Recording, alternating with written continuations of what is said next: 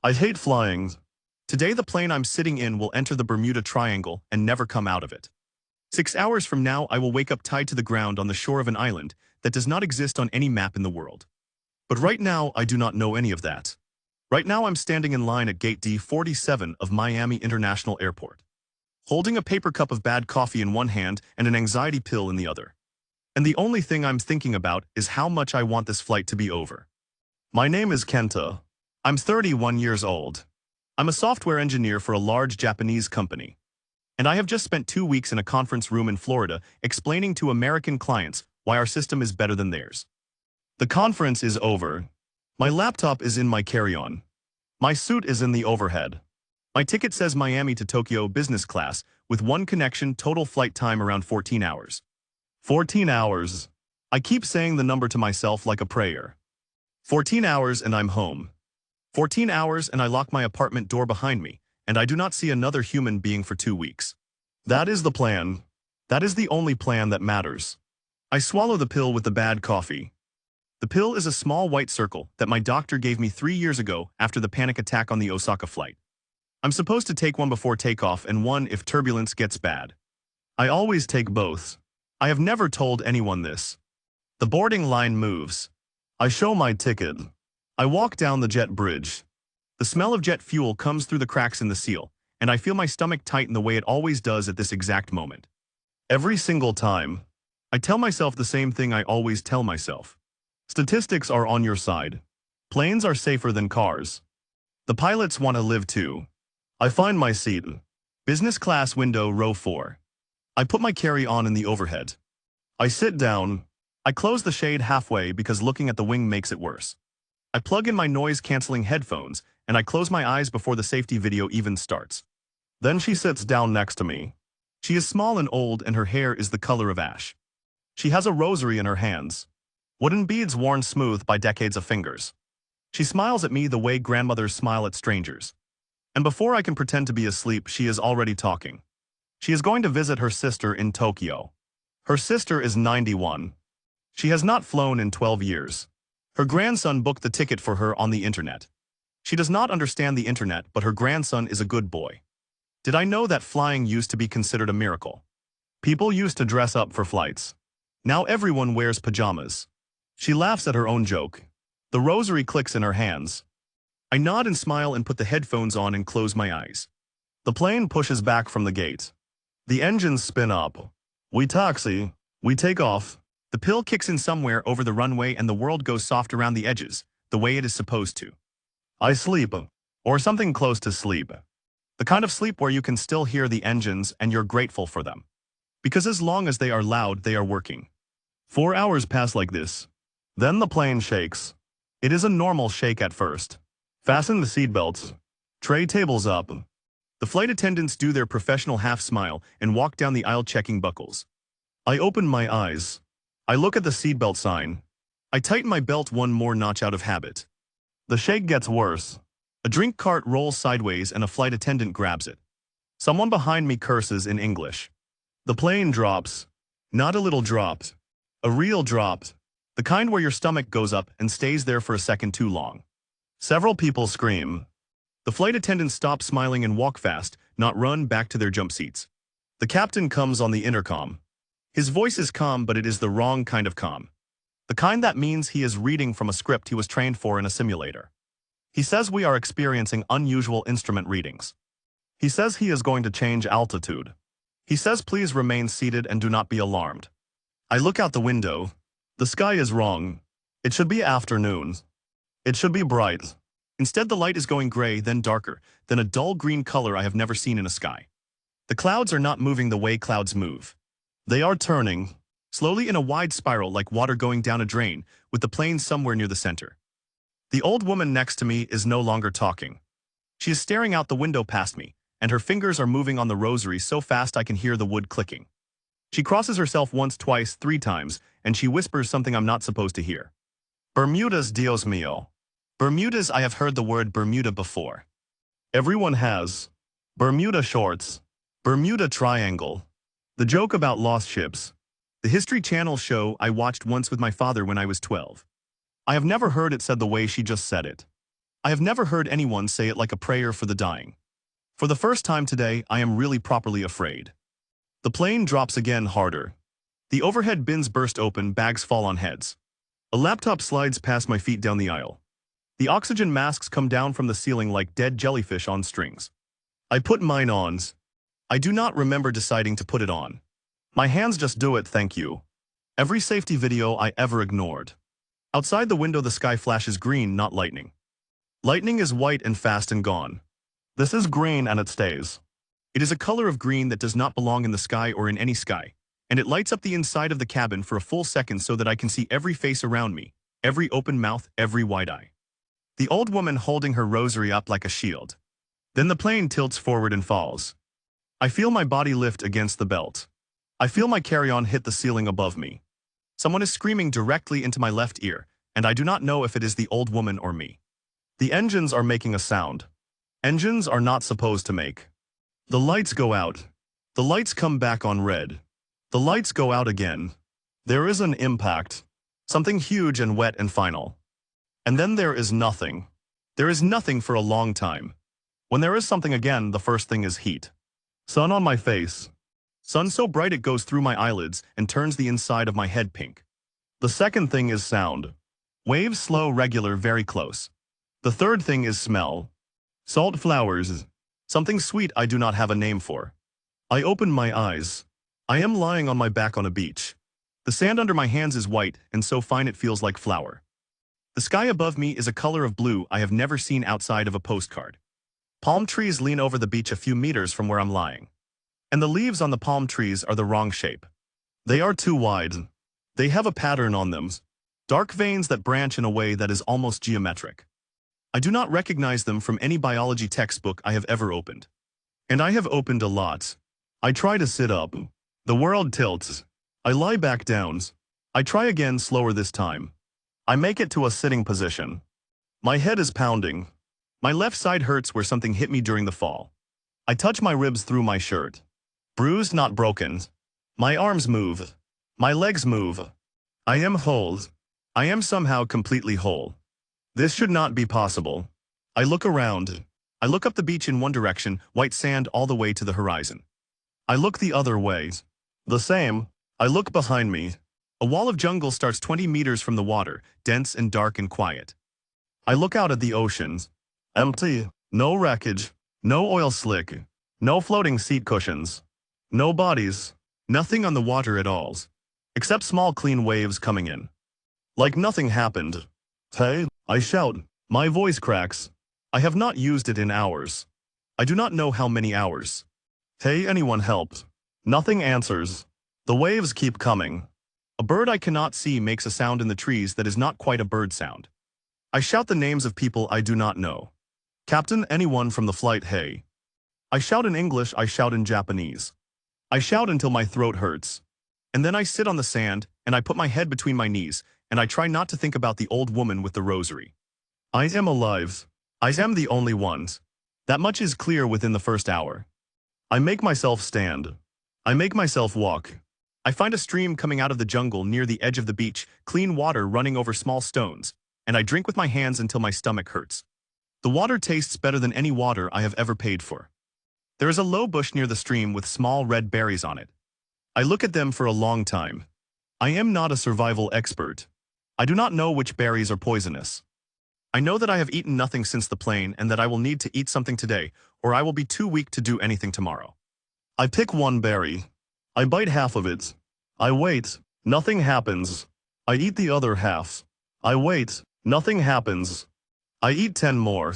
They are sweet and slightly sour and the best thing I have ever tasted. Which probably just means I'm very hungry.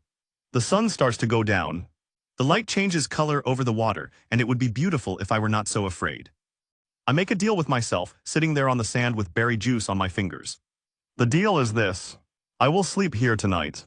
In the morning, I will walk along the beach for half a day in one direction. If I find nothing, I will come back and walk the other direction. If I still find nothing by sunset tomorrow, I will go into the jungle. Because I know how this story ends. If I just sit on the sand and wait to be rescued, nobody is coming. The plane went down somewhere that maybe is not even on the same map as the rest of the world. If I die on this island, it will not be because the island killed me. It will be because I sat still and let it.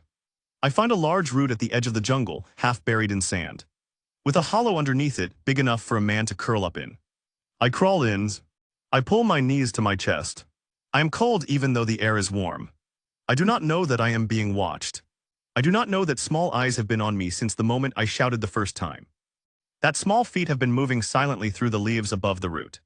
That small voices have already been sent running back through the jungle to a small king in a small city to tell him that something enormous has fallen out of the sky and is sleeping on his beach. I close my eyes. Tomorrow I think I will figure out what to do. Tomorrow I will not be able to move at all. I wake up because the sun is on my face. That is the first thing. The second thing is that something is wrong with my body. I cannot move. Not in the way you cannot move when your leg has fallen asleep. Not in the way you cannot move when you are still half in a dream. I mean my arms are pinned to the sand. My legs are pinned to the sand. My chest is pinned. My forehead is pinned. There is something across my throat, light but tight, that I can feel every time I swallow. I open my eyes very slowly. Above me is the sky, same impossible blue as yesterday. Across that sky on top of me there is a web. Thousands of fine threads, each one no thicker than a piece of sewing cotton, crossed and recrossed over every part of my body. They go from my left wrist into the sand. From my right wrist into the sand. Across my ribs, around my ankles, over my forehead. Each thread by itself is nothing. I could break one with a finger. There must be 10,000 of them. And there are people walking on me. Small people, each one no taller than 4 centimeters. Tiny boots, tiny belts, tiny spears, and tiny hands. They are walking across my chest like I am a hill. Some of them are in armor, some of them are in red coats with brass buttons the size of poppy seeds. They are talking to each other in voices like mosquitoes arguing, and I can almost understand the words, almost like a language I learned once and forgot. One of them is standing on my sternum. He is in a small bright helmet that catches the morning sun. He sees my eyes open and he raises his spear and he shouts in a voice as thin and high as a bird call, and yet completely clear, "Do not move, giant. The king is coming and the king will decide your fate." For a second, every part of me wants to sit up. Every part of me wants to throw an arm and clear my chest of these things and run for the trees. The animal in me is screaming to do that. The animal in me is louder than it has ever been. I do not move. Because the engineer in me is louder still, and the engineer is doing math. The threads will break. I know they will break. One arm, one good pull, and I'm free. But the people on my chest will not just fall. They will be thrown. From this height, for something the size of a fingernail, being thrown is the same as falling out of a building. I will kill 10 of them just by sitting up. I will kill more if I stand. I will kill more if I run. And then whatever comes next, whatever king they are talking about, whatever army is behind these guards, will know one thing about me forever. They will know that the giant from the sky kills small people the moment he wakes up. Do not break the threads. Listen, I make myself breathe slowly. I make my chest rise as little as possible so the guards on it do not lose their footing. I'm not sure when I last cared this much about how I breathe. The guard with the bright helmet sees me holding still, and he relaxes the smallest amount. He shouts something in his own language to the others. They start moving in formations. 2 of them climb onto my chin and look down into my face, like I'm a strange new country they have to map. One of them tries to stick a tiny spear into my cheek to see if it goes in. It feels like a mosquito. I do not flinch. He looks disappointed. Then I hear the music. Trumpets, tiny trumpets. Drums no bigger than thimbles. And under that, a sound I take a moment to recognize, marching hundreds of small feet moving in time, coming closer through the trees behind my head where I cannot turn to see. The procession comes around into my field of view from the left. It is the most beautiful and ridiculous thing I have ever seen. A column of soldiers in red coats and brass helmets, 4 abreast, banners in the air, riders on small lizard-like animals at the flanks. In the middle of the column, 8 bearers carry a palanquin draped in red cloth with gold thread. The bearers walk in perfect step. The whole column halts beside my head. I can feel the vibration of all of them stopping at once, like a single small thump in the sand. The palanquin is set down, a figure climbs out. He is old even for a man the size of my thumb. He is old. White beard down to his small belt, a red robe with a fur collar, a gold crown that catches the light. He walks slowly along my cheek, looking up at me, and I can hear his small boots on the sand. And I can hear his small breaths. He stops near my ear. He clears his throat. It is a tiny, dignified sound.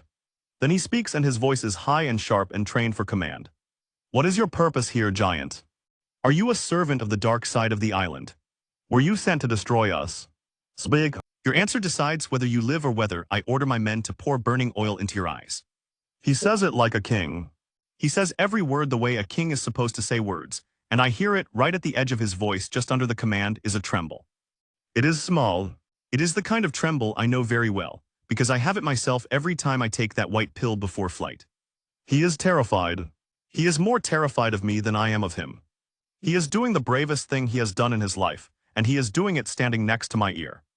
I do not laugh. It would be the worst thing I could do. I move my eyes only. I look at him sideways.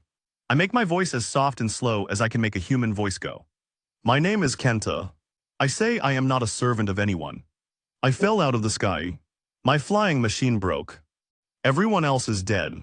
I do not know where I am. I am not here to hurt you. The king's eyes go slightly wider. He did not know I would understand him. Or maybe he did not know I would talk back at all. He covers it well. He stands straighter. You speak our tongue. I speak many tongues, I say, which is not exactly true, but I'm not going to start explaining how I'm understanding him, because I do not understand it either. I am a man from a country very far from here. I was traveling home. The storm took my flying machine and threw me onto your beach. You are not a man, the king says. Men are this tall. He holds his small hand at the height of his small shoulder. You are a giant. Where I come from, I say. Everyone is my size. He thinks about this for a long moment. I can almost see him deciding whether to believe it. He decides to put it aside for later. And what do you want from us, Giant Kenta? This is the moment I can feel it. I have done enough negotiations in conference rooms to know the shape of a moment when the deal is on the table. I just never thought I would be doing one while tied to a beach. I want food and shelter, I say. Just enough to live. I will not eat your stores. I can fish from the sea. I can hunt in the forest. I just need to know which parts of this island will not kill me. And I need somewhere to sit that is not this stretch of sand. In return, I will help you. Whatever a man my size can do, I will do it. I am strong, I am not stupid. I can lift things you cannot lift, and I can carry things you cannot carry. That is what I offer. The king listens with his head tilted. He is calculating. I watch his small face go through it. He is not a fool. He is the kind of old that means he has been king for a long time and has made many deals and has been cheated by some of them. When I finish, he does something I do not expect. He smiles. It is a thin, careful smile, and there is something almost sly in it. Help is needed, Giant Kenta. Help is needed very urgently. We have an enemy. A very large enemy for very small people. They have been killing us for 300 years, and this year I'm told by my generals they will finish the job. He pauses. He lets that hang in the air over my face. We have prayed for many things. We did not pray for a giant. But here you are. And a wise king does not refuse a gift just because he did not ask for it. Tell me about your enemy later, I say. Right now, untie me. I will not run. I will not crush anyone. I give you my word. If I wanted to break free, I would have done it the moment I opened my eyes. He looks at me a long time. Then he turns and barks a single command in his language to the captain in the bright helmet. The captain salutes sharp and starts shouting orders. Soldiers run across my body in lines. I feel the smallest tugs as they cut threads, dozens at a time, hundreds at a time, working from my forehead down. I hold completely still. When the last threads on my legs are cut, the captain shouts a final order and every soldier on my body retreats to the sand. They form ranks beside the king. They look up at me and I can see in every small face the same thought. Now we find out. I sit up first slowly. The way you sit up around a sleeping cat, the sand shifts under my hands and a few of the soldiers near my hips take a step backward and then catch themselves. I get my feet under me, I stand. I have stood up 1,000,000 times in my life. I have never stood up and felt the entire world below me hold its breath. The king is below my knee. The captain is not even that. The whole procession, the palanquins, the bearers, the riders, the flags, all of it is between my ankles and my hips. They are looking up at me with their heads tilted all the way back. The king takes one step backward without meaning to. His crown slips on his head. He grabs at it and misses. The crown falls onto the sand. He does not pick it up. One of the guards on the front rank drops his spear, and his eyes roll back, and he falls flat on the sand in a small heap. The two soldiers next to him grab his shoulders and drag him out of the way without taking their eyes off me. I did not want this. I did not want to scare them this badly. I lower myself onto my knees slowly, very slowly. Sand displaces under me in small soft drifts, and I feel two soldiers stagger but stay upright. I bring myself down until my face is closer to their level. Closer is still high. I'm still a cliff to them, but I am not a mountain anymore. I bend down further, and I pick up the king's crown between my thumb and my first finger. The way you pick up a contact lens. I hold it out toward him on the flat of my palm. He stares at the crown, then at me, then at the crowns. He walks forward, and he steps onto the tip of my middle finger. He walks across my palm. He picks up his crown with both small hands. He puts it back on his head. He straightens it. He looks me in the eye. My name is Murdo, he says. I am the king of Lilliputania. Welcome, giant Kenta, to the part of this island that wants you alive. Lead the way to your kingdom, King Murdo, I say. My voice is as quiet as I can make it. I will follow on my hands and knees if I have to. I will not step on anyone, I promise. He looks at me a moment longer. Then he turns on my palm and shouts an order over his shoulder to his captain. The trumpets start again. The drums start again. The column reforms. I lower my hand to the sand, and the king walks down off my fingers like a man walking down a ramp. I crawl after them on my hands and knees the way I promised. And I do not break a single thing on the path the whole way to the city. The path from the beach to the city is narrow and winding, and was clearly built by people who never planned for something my size to walk on it. I crawl. I have made a promise and I'm keeping it. The trumpet players ahead of me have stopped playing and are now half running, half walking sideways, so they can watch me out of the corner of their eyes the whole way. The king rides in his palanquin again. The captain in the bright helmet walks at the head of the column with his hand on his sword the entire time, even though he must know by now that if I wanted him dead, he would already be dead. We come out of the trees and I see the city. I stop on my hands and knees and I just look at it for a long moment. It is the most perfect thing I have ever seen. White stone houses with red tile roofs. All of them about the size of a shoebox, streets paved in tiny flat stones, a central square with a fountain in it, where water actually runs, towers with little flags, a wall around the whole thing, 10 centimeters high with archways and gates. There are people in the streets, hundreds of them, going about morning business until someone sees me at the edge of the trees and screams. And then everyone is screaming and running indoors and slamming small doors. And the streets are empty in about 10 seconds. Do not enter the city, King Miyato says from his palanquin. Please, the streets cannot hold you. I was not going to, I say. There is a low grassy hill just outside the city wall, on the seaward side. From the hill you can see the harbor and the city and the road to the beach all at once. I crawl over to it slowly, checking the ground in front of me with my hands for anything I might crush, and I lower myself into a sitting position on the slope of the hill with my legs stretched down toward the water. I'm careful where I put my feet. I'm even more careful where I put my hands. The king's palanquin is set down on the grass next to my left knee. He climbs out.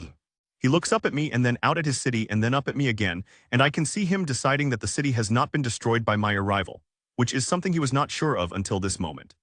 Now he says, and he straightens his small back. Now we talk about the enemy. The enemy from the other side of the island. Their name is A Bell Rings. It is a small bell. For a small city. For me it sounds like a tiny silver chime far away. The kind of thing you might miss if you were not listening. But the king goes white. The captain in the helmet whirls around so fast his cape snaps. Every soldier still on the hill turns toward the harbor. No, the king says. No, not now, not today. The bell rings again, and then a second bell starts, deeper from a different tower and a third bell, and now the whole city is ringing at once, and I can hear shouting from inside the walls and I can see small figures spilling out of houses again, but this time they are not running away from me. They are running toward the harbor wall, toward weapons, toward stations they have clearly run to many times before. I look out at the sea. Coming around the headland to the south is a fleet. I count without meaning to. 20 ships, each one about the size of a shoebox. Some are larger with 3 masts and rows of small windows along the side. Some are smaller and faster with single sails. They all fly the same flag. A black flag with a white symbol on it that takes me a second to recognize. A gear, a toothed wheel, the kind of thing an engineer draws on the first page of a textbook. On the decks of the larger ships, I can see something that should not be there in a kingdom that uses spears and bows. Cannons, rows of them, bronze, tiny but unmistakable. The sailors moving between them know exactly what they are doing. King Murdo drops to his knees in the grass beside my leg. He is the king. The king does not kneel to anyone. I know this because of the way the captain in the bright helmet makes a small choking sound and takes a step toward him to stop him and then stops himself, because there is nothing to do. Giant, the king says. His voice is shaking now and he is not hiding it anymore. They come every year. Every year they come and they burn one of our villages and they sail away. Every year they take a few more of us. This year they have come for the city itself. I have known it would be this year for 2 seasons. We have no defense against their cannons. We have spears. We have arrows.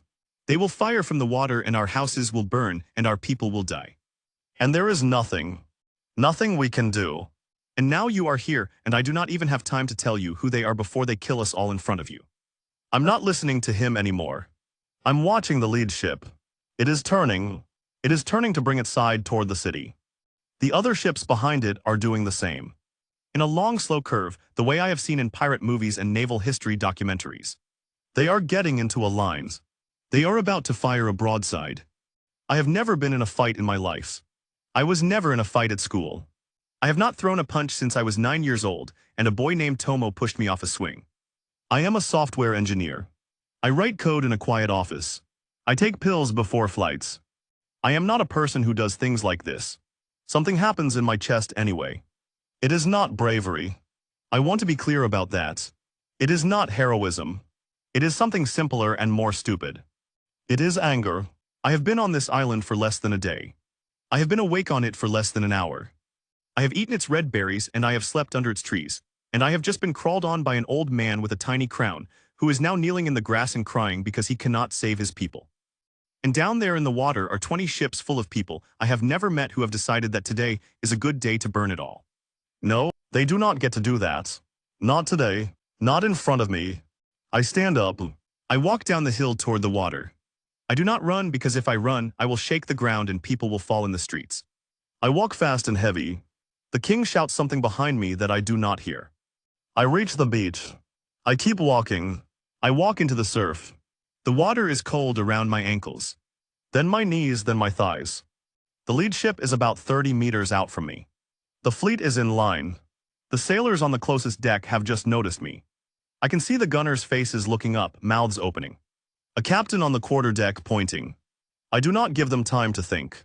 I wait until the water is at my belt. I plant my feet in the sand of the seabed. I'm between the fleet and the city. I am directly in their line of fire. I spread my arms, the cannons fire. There is a long, thin crackle of sound. 20 cannons going off in rolling order along the line, smoke puffing from 20 ports and the cannonballs come. They are the size of peas to me.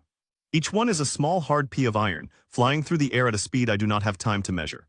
To a Lilliputian street they would be apocalypse. To my chest they are something else. The first one hits me in the stomach. It is not nothing. I want to say it is nothing. It is not. It hits like a stone thrown hard from very close, and the breath goes out of me in a single grunt.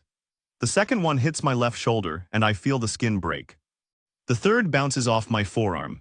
The fourth hits high on my chest, and I taste copper at the back of my throat. The fifth, sixth, seventh, I lose count. They keep coming. They keep hitting. Each one is a small bright burst of pain in a different place on my body. And I can feel blood, real blood, starting to run down from a cut above my right nipple, and another on my collarbone and another on my hip, where a ball got under the edge of my shirt. I do not move. I keep my arms wide. I keep my body between the fleet and the city. I let them hit me until the first volley is done. Behind me on the beach, the sound of the city has stopped. Even the bells have stopped. I do not turn around to look. I know what is happening behind me. Hundreds of small people are standing on the wall and on the rooftops and in the streets. And they are watching the giant from the sky stand in their water with his arms out, taking the cannonballs that were meant for them. And they are silent because nobody has ever stood between them and the sea before. The second volley comes. I take it. Some of it goes past me low and to the side and I shift my weight. I lean left, I lean right. I catch what I can with the meat of me. A ball clips my ear and I hear the whine of it and feel hot wet running down my neck. Another one hits my mouth and I spit it out into the water with a piece of my own lip. I have stopped feeling afraid. That is the strangest part. Pain is loud and pain is everywhere and pain is making my hands shake at my sides, but the fear is gone. The fear got burned out of me somewhere around the first hit. When the second volley is done, I take a step forward in the water, then another. I'm wading out to them. The water is at my belt, then my knees as the seabed rises under me toward where the ships sit. The sailors on the deck of the lead ship are no longer firing. They are staring. The gunners have stopped reloading. One of them has dropped his ramrod into the sea. The captain on the quarterdeck is shouting orders that nobody is following. I reach the lead ship. I close my hand around its hull. I lift it out of the water. The whole thing is so small.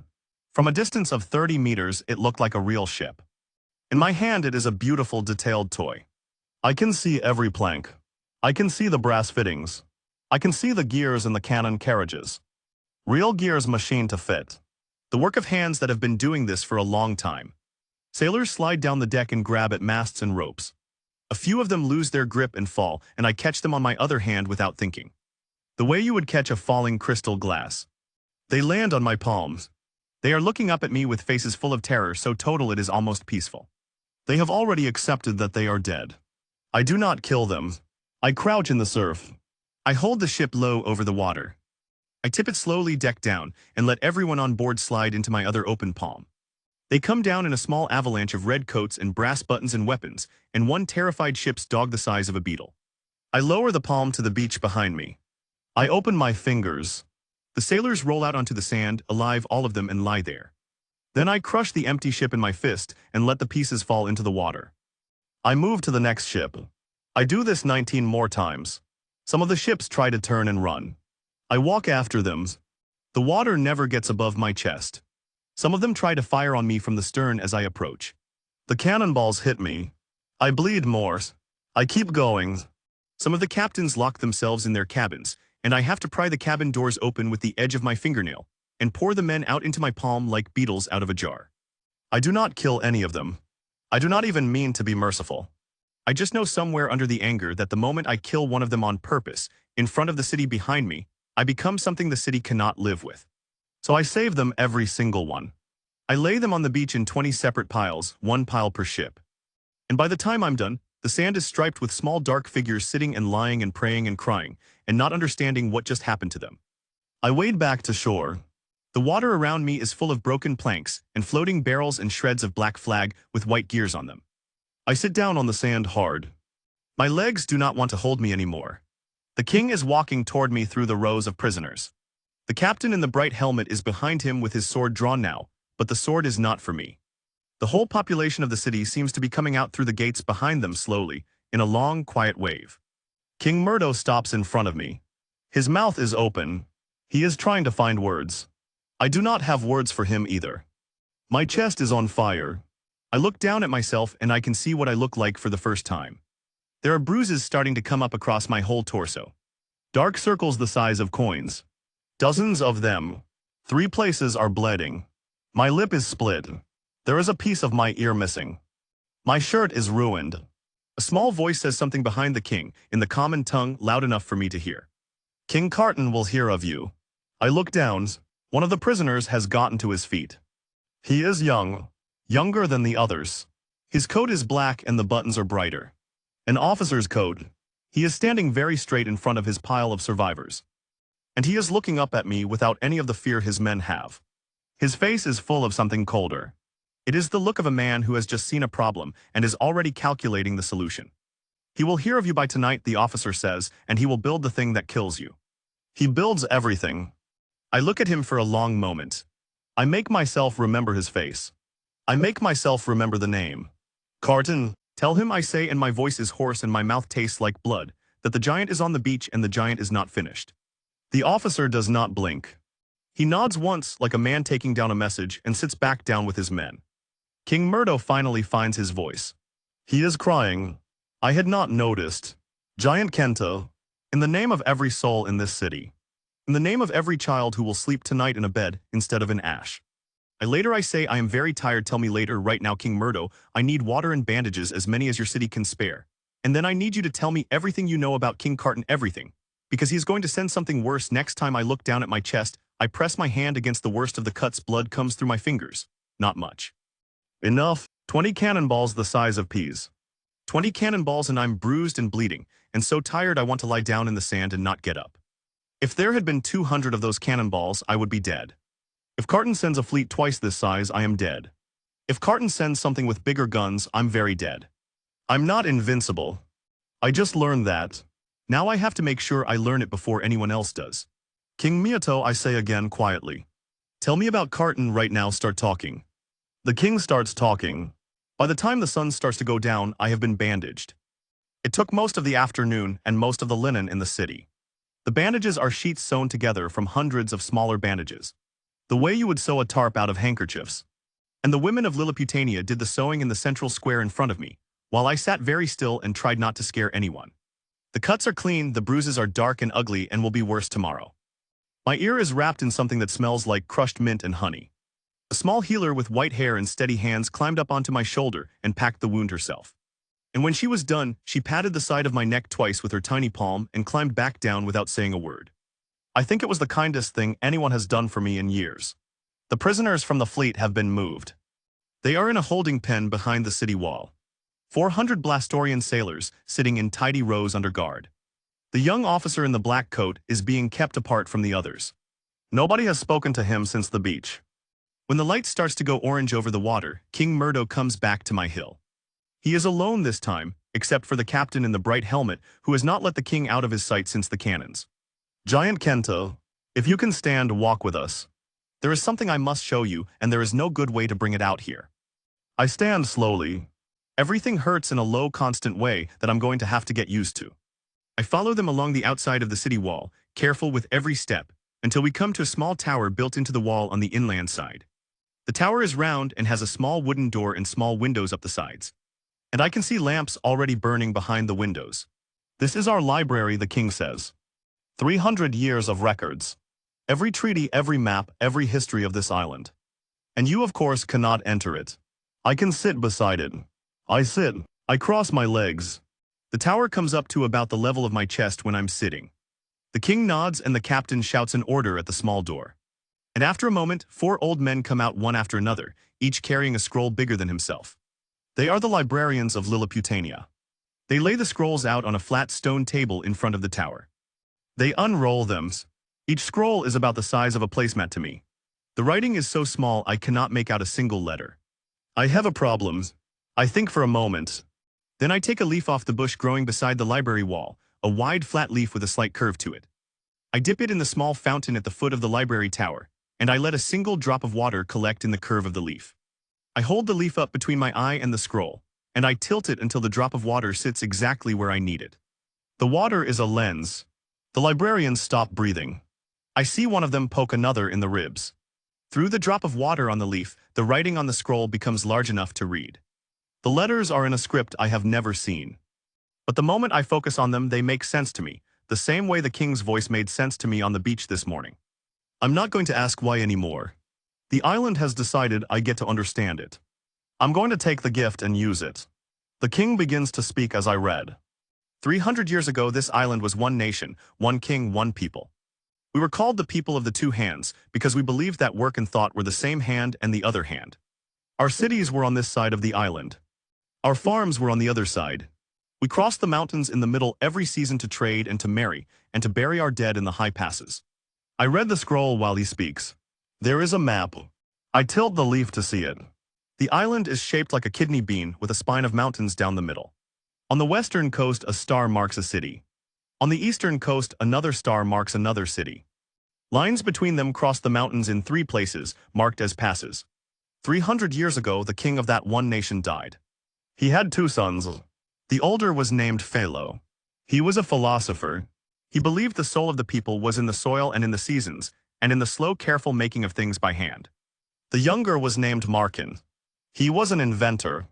He believed the soul of the people was in the wheel and in the lever, and in the conquest of distance by clever machines. Each son thought the other was wrong about everything. Each son thought he should be king. I unroll the next scroll with one careful finger. There is a drawing on it, 2 crowns, between them a crack. The council of elders could not decide, so they did something foolish. They split the nation in half. Philo took his followers to the western side and called his half Lilliputania, the kingdom of those who would live as our ancestors had lived. Markin took his followers to the eastern side and called his half Blastoria, the kingdom of those who would build what our ancestors had not dared to build. For 1 generation we were friends across the mountains, for 2 generations we ignored each other. By the 3rd generation the children of Markin had built the first cannon, and the children of Philo had not. And the war began. The librarians have set out small clay lamps on the stone table. 300 years, the king says. His voice is very quiet now. 300 years of Blastoria building bigger ships, bigger cannons, bigger machines. We have survived only because of the mountains. The mountains are too steep for their wagons, too cold for their horses. The only way they can reach us in force is by sea. They send a fleet every year. Every year they take a village. Every year we are smaller. I'm about to ask the obvious question, but I am interrupted before I can. A voice clears its throat behind me in the grass. Your Majesty, Giant, if I may. I turn my head carefully. There is a woman standing about a meter behind me on the grass, smoking a pipe. The pipe is the size of a grain of rice, and the smoke from it is barely visible, but I can smell it sharp and sweet. She is middle-aged for a Lilliputian. Her hair is tied back in a tight braid. Her clothes are practical and stained at the cuffs with what looks like grease. She is not wearing a sword or a uniform. She is looking at me the way the librarians are not looking at me. She is looking at me like a mechanic looks at a strange engine. Giant, my name is Alan. I am the master of the workshops of Lilliputania. The king sent for me when you arrived. I have been watching you since you sat down at this table. I have one question for you, and your answer will decide whether I waste my time with you or whether I move my whole life to your service starting tomorrow morning. Ask. She takes the pipe out of her mouth. She points the stem of it at me. Are you from machines, Giant? Or are you from nature? I think about it. I think about what she actually means. She is not asking if I am a robot. She is asking which side of the old quarrel I would have stood on. Philo or Markins? Soil or wheel? I am from machines. Where I come from we use machines to do almost everything. I myself am a builder of one kind of machine. A machine that thinks I do not build it with hammers. I build it with words and with rules. But it is a machine. She puts the pipe back in her mouth. She nods slowly. Good, then we have something to talk about. Ask me what you want to ask the king. Ask me about Blastoria. The king will tell you the history. I will tell you the maths. I look at her for a moment. Then I ask the question that has been on the back of my tongue since the beach. Line, if Blastoria has cannons and ships and 300 years of building things, and Lilliputania has spears and bows, why have they not just come and finished this war? Why one fleet a year? Why villages? Why not bring everything they have at once? Line smiles around her pipe. It is not a friendly smile. It is the smile of a person who has been waiting a long time for someone to ask the right question. Because King Carton is building the main weapon. I do not say anything. I let her keep going. Carton has been building it for 10 years. Nobody on our side knows what it is. Our spies know only this. He goes into his workshop before dawn every day and comes out after dark. He has not taken a wife. He has no heir. He has executed 2 engineers who tried to leave the project. Whatever it is the only thing in his life. We believe it is a weapon meant to end the war in one stroke.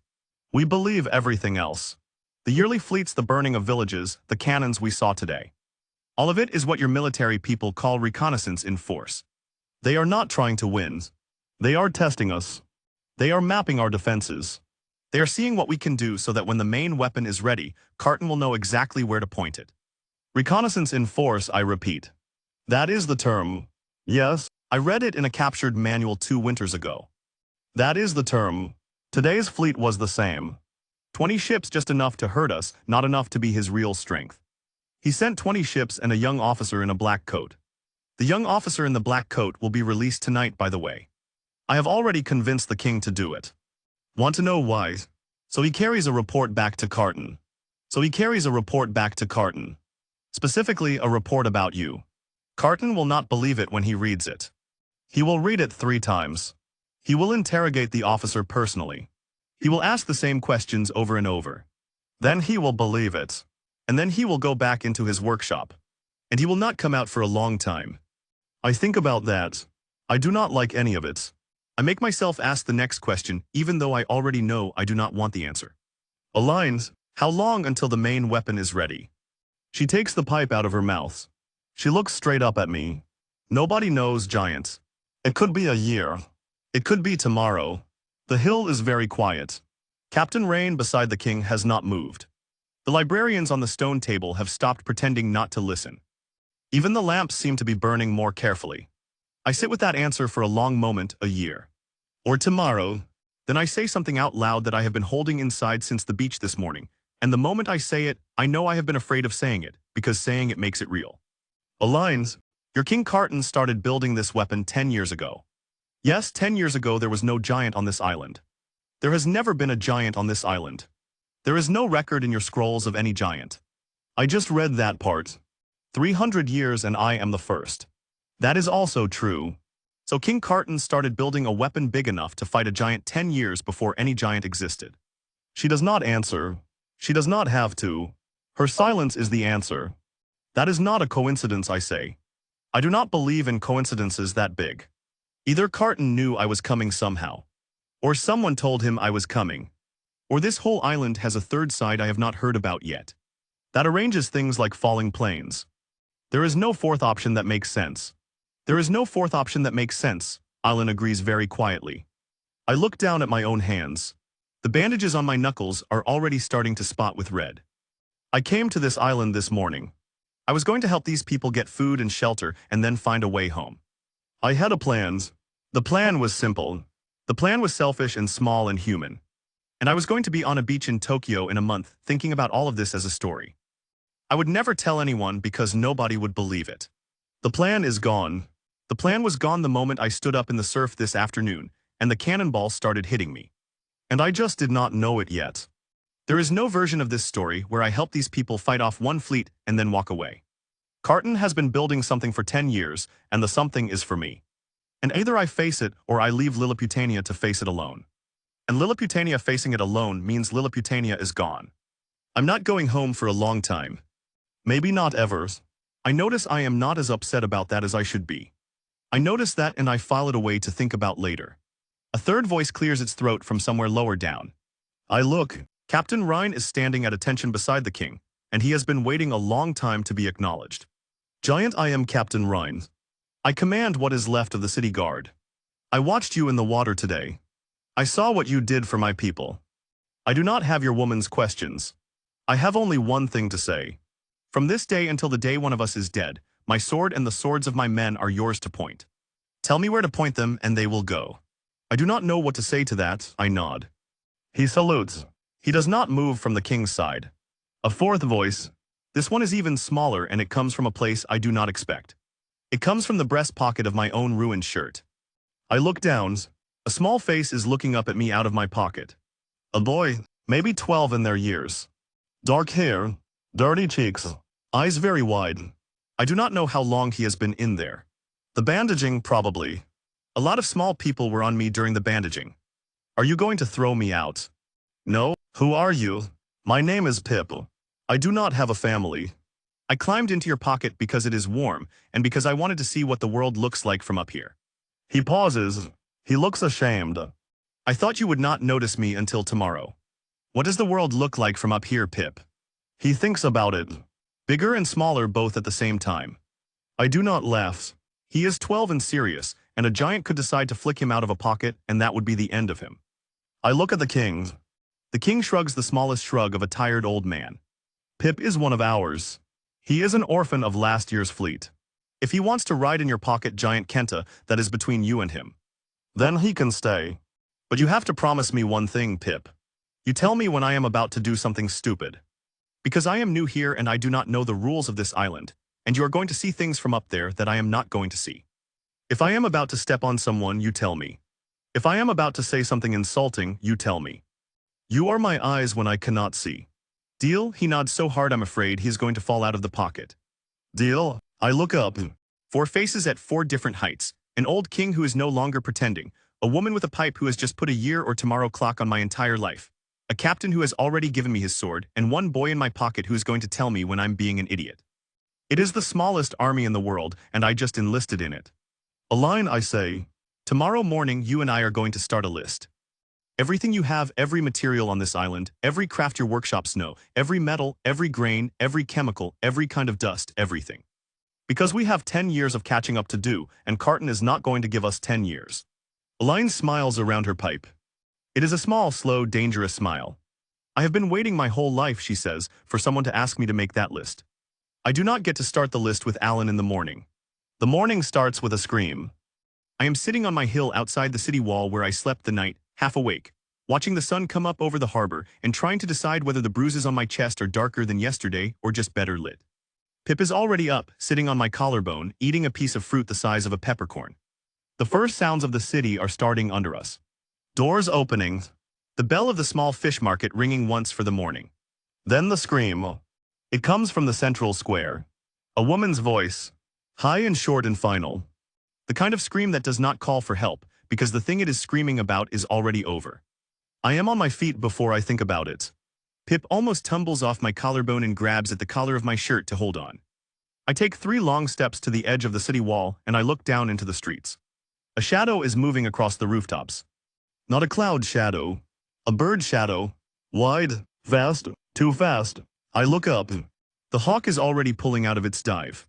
It is huge by Lilliputian measure and average by mine. The kind of hawk you might see on a fence post outside a Florida airport. Brown and white with yellow eyes and a hooked beak. In its claws is a small figure in a red apron. The figure is still moving. The figure is screaming. The hawk beats its wings twice and is over the wall and gone into the trees before I have finished raising my hand. I am too slow. I am much, much too slow. The square below is full of people now, all of them looking up. All of them silent. A woman in the doorway of a shop is on her knees. Another woman is holding her. The crowd does the thing crowds do when they have already accepted something that just happened to them. Aline is climbing up onto my hill from the city side. She has her pipe in her mouth and a small bound book under her arm. She does not look up at the sky. She has already looked. Every week, she says when she gets close enough that I can hear her without bending down. Sometimes more. Today's was the merchant Tomer. He sold cloth in the south corner of the square. He had 2 children. She takes the pipe out and points the stem at the sky without looking. We have nothing against the sky. Spears do not reach. Arrows reach but cannot turn the bird in the air. We have lost more people to wings in 300 years than to bless Storia. I'm still looking at the woman on her knees in the doorway. How many a year? Last year 41. The year before 38. We do not bury them. There is nothing to bury. We say their names at the spring festival. I sit down on the hill hard. The ground thumps under me and Alan steadies herself. Today I say we are not going to start your list. She looks up at me. She raises one eyebrow. Today I say we are going to fix the sky. I do not have a plan when I say it. I have it about 10 seconds later, the way plans sometimes arrive in the back of your head while your mouth is still finishing the sentence. It is not a clever plan. It is not a carton plan. 10 years of secret workshops. It is the plan of a man who has read too many bird books as a kid, because he was the kind of boy who read everything, which I was. Which is today going to matter. Pip, I say, get me 4 sticks. Long ones. Long for me. From the wood yard outside the wall. Tell them I asked. I will pay them back later. Pip jumps off my collarbone onto Alan's shoulder, who steadies him with one hand, and then he is down on the ground and running. Alan, I say I need paint, whatever paint you have. I do not care what color. I need it in big jars. And I need brushes big for you. Small for me I will manage. What are we making, giant owls? She blinks. You're going to scare hawks with owls. Hawks are afraid of owls. Owls hunt them at night. The hawks know it in their blood. They see an owl face on the ground and their bird brain says no. We are going to put owl faces on every approach to this city. Big ones. So big the birds see them from the air a kilometer out and decide to hunt rabbits in the next valley instead. She looks at me a long moment. You know this how? I read about it when I was 9, I say. I'm going to be using everything I read between the ages of 9 and 15 for the rest of my life on this island. I am starting to feel that very strongly. She makes a small sound that might be a laugh and might be a curse. And she starts walking back toward the city fast, shouting orders to people I cannot see. I work for 2 days. I do almost all of it with my own hands. And that is the part I want to remember later. When I look back, not because I'm proud. Because Alan writes it down in her small book that night and shows it to me by lamplight. One tiny line in her tiny careful script. The giant works with his hands. This is rare in a creature his size.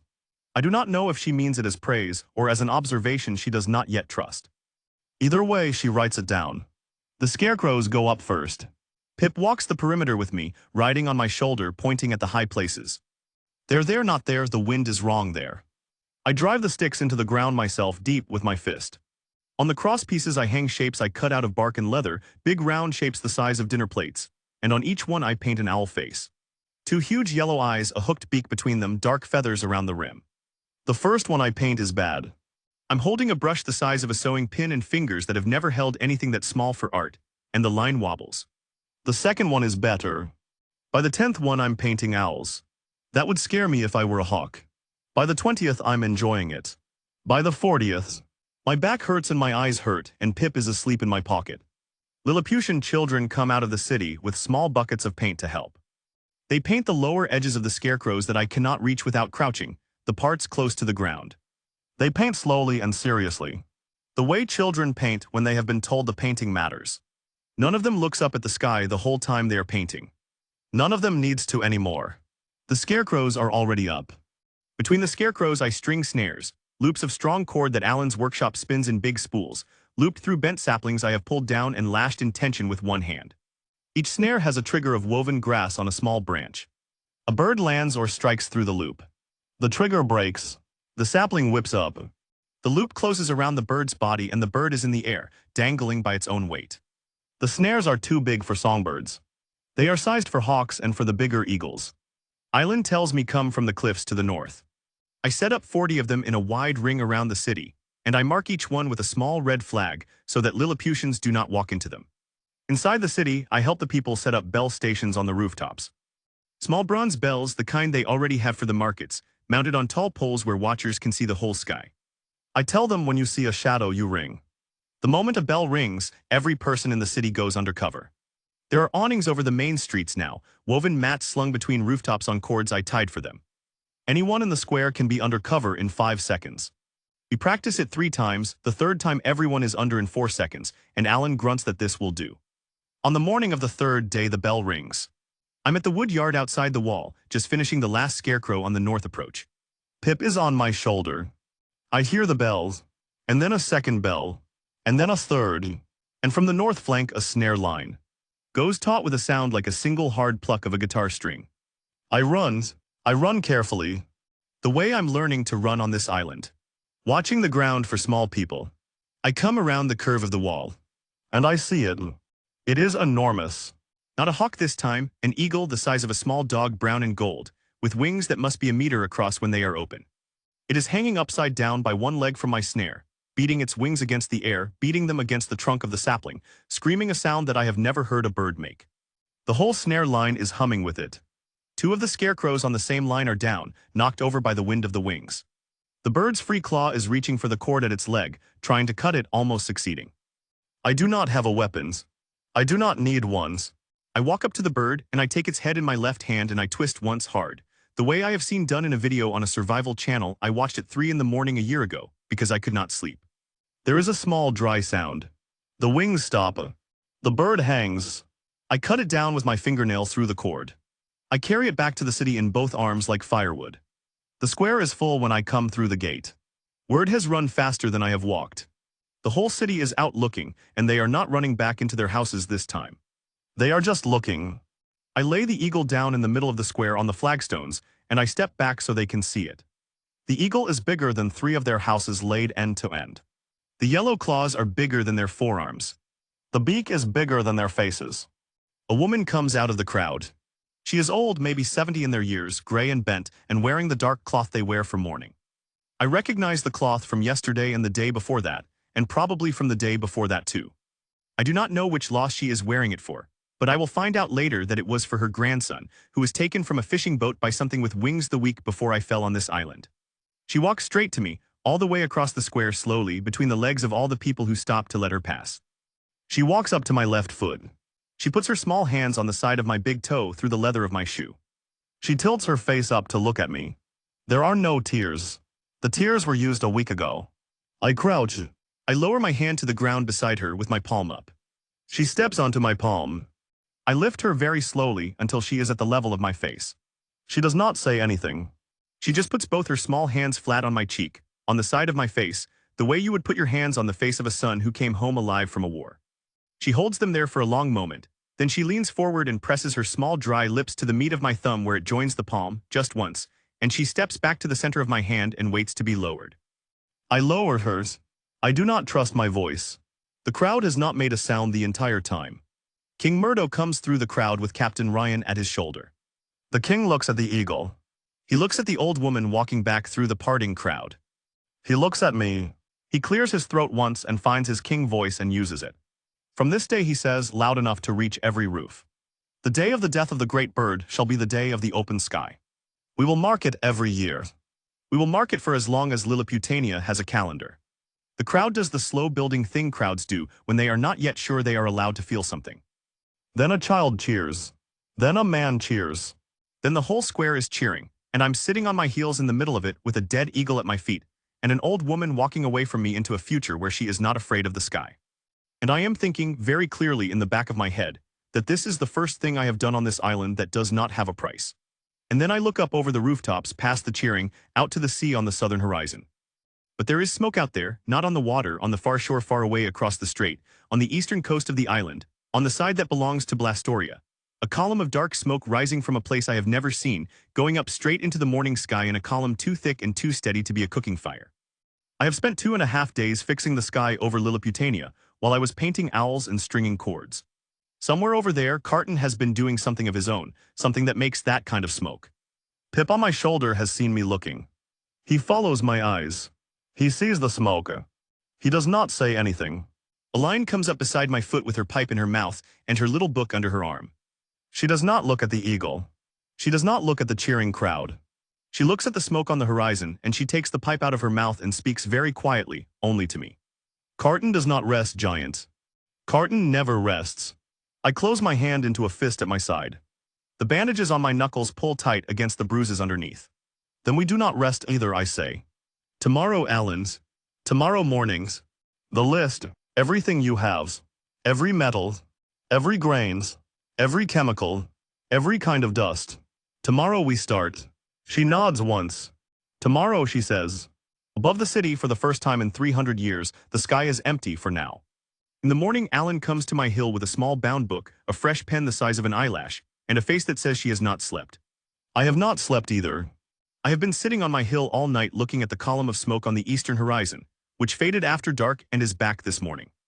Thinner but still there, Carton is doing something across the strait, and whatever it is takes a fire that big to do. She climbs up onto the flat stone table I have been using as a desk. She sets the book down. She uncaps the pen. She does not say good morning. I am ready, Giants. Tell me what you are. I think about how to start. I have been thinking about how to start since the day before yesterday. I am still not ready. But waiting for ready will cost lives, and the lives belong to the people who painted owls with me. Alan, the thing I have to say first is the thing that matters most, so I'm going to say it badly and we will fix the words later. Listen, she nods. The pen does not move yet. I cannot always stand between you and the cannons. Yesterday I did. Tomorrow I might. But one day I will not. One day I will be in the wrong place. Or I will be sleeping. Or I will be hurt too badly to get up. Or Carton will send something I cannot stop with my body. On that day, if you do not have your own cannons, Lilliputania ends. So you need your own cannons. You need them yesterday. Alan lowers the pen. Giant, we do not know how to make cannons. I know. I'm going to teach you, not the cannons themselves. The thing that is inside the cannons. The thing without which a cannon is just a metal tube. Once you have that thing, the cannons come. Once you have the cannons, the rest is just shapes. What thing is inside a cannon? I take a breath. Black powder, I say. 3 ingredients. 3. That is all the world ever needed. Saltpeter, sulfur, charcoal. Mix them in the right proportions, dry them, press them, and you have what Blastoria has been killing you with for 300 years. The pen starts to move on the page. I dictate the proportions from memory. 75 parts saltpeter, 15 parts charcoal, 10 parts sulfur. I'm not making this up. I'm pulling it out of a corner of my brain that has been sitting on it since I was 13 years old, and bought a paperback book about the history of weapons at a used bookstore in Yokohama, because my father refused to buy it for me. I read that book until the cover came off. I never thought I would say its words out loud to a woman the size of my thumb on a hill, above a city that does not exist. Saltpeter, Alan repeats slowly. What is saltpeter? It is a white crust. It grows on the floor of caves where animals leave their droppings, especially bats. Anywhere bats sleep in the dark year after year, you will find it on the stone underneath them. It tastes salty and bitter. Do not let your alchemists eat it. And sulfur yellow smells like rotten eggs when it burns. You find it around hot springs and around old volcanoes. Anywhere the ground is hot and the steam smells bad, sulfur is in the rocks. Charcoal we have. Every blacksmith has charcoal. Charcoal you have. The other two your alchemists are going to have to find. Send them out today. Do not wait. The cave parts of the mountains, the hot springs in the north, pay them in advance and pay them well. They are going to think you are mad, Ellen writes for a long time. When she is done, she caps the pen and looks up at me. Giant Kento. If this works, what you just dictated to me is the most valuable page in any book in this kingdom. It is. And if I lose this book, or if I die in the next week, the kingdom loses it. It does. She tucks the book inside her coat against her chest. Then I will not lose it, and I will not die in the next week. She is gone before I can answer. I see her down on the path to the city already shouting names. Within an hour, the alchemists of Lilliputania are leaving the city in small parties, with packs and lanterns and oilcloth bags, walking toward the mountains and toward the north. I watch them go from the hill. Pip is on my shoulder counting them out loud. It takes 6 days, it takes 6 days and not one. The bat caves are real and they find the saltpeter on the 3rd day. More of it than Alan's book even has units to measure. The hot springs in the north give up the sulfur on the 5th day. The charcoal Alan makes herself in the workshops, slow burning of hardwood under sealed earth mounds, the way Lilliputian smiths have been doing it for centuries. By the morning of the 6th day, there are 3 small barrels in the courtyard of Alan's main workshop, lined up in a neat row, each labeled in her tiny script. White, yellow, black. She invites me to watch the first batch. I sit cross-legged outside the wall of the workshop courtyard, looking down over the wall, my chin near the level of the rooftop. Inside, Alan and 3 of her best assistants grind each ingredient on its own stone, separately, in the proportions I gave her. Then they mix them with a wooden spoon slowly, carefully, the way I told her, never with metal. They tip the mixed powder onto a flat slate, a small dark mound the size of a coin. Alan looks up at me. I nod. She strikes a small flint over it. There is a crack and a flash and a fat puff of white smoke that rises straight up into the morning air. And Alan is on her back, and her pipe is on the ground a meter away, and her face is gray with smoke from the eyebrows down. The 3 assistants are in various positions of having fallen over. Nobody is hurt. The slate is empty. The mound is gone. The courtyard is completely silent for the count of 3. Then Alan sits up. She does not brush off her face. She picks up the pipe. She puts it back between her teeth without lighting it. She walks to the wall under my chin and she looks straight up at me, gray-faced. And for the first time since I met her, she smiles. A real smile. A wide one. Giant, she says. You have just handed us 300 years of history. I do not say anything for a moment. Then I say, now we make the cannons.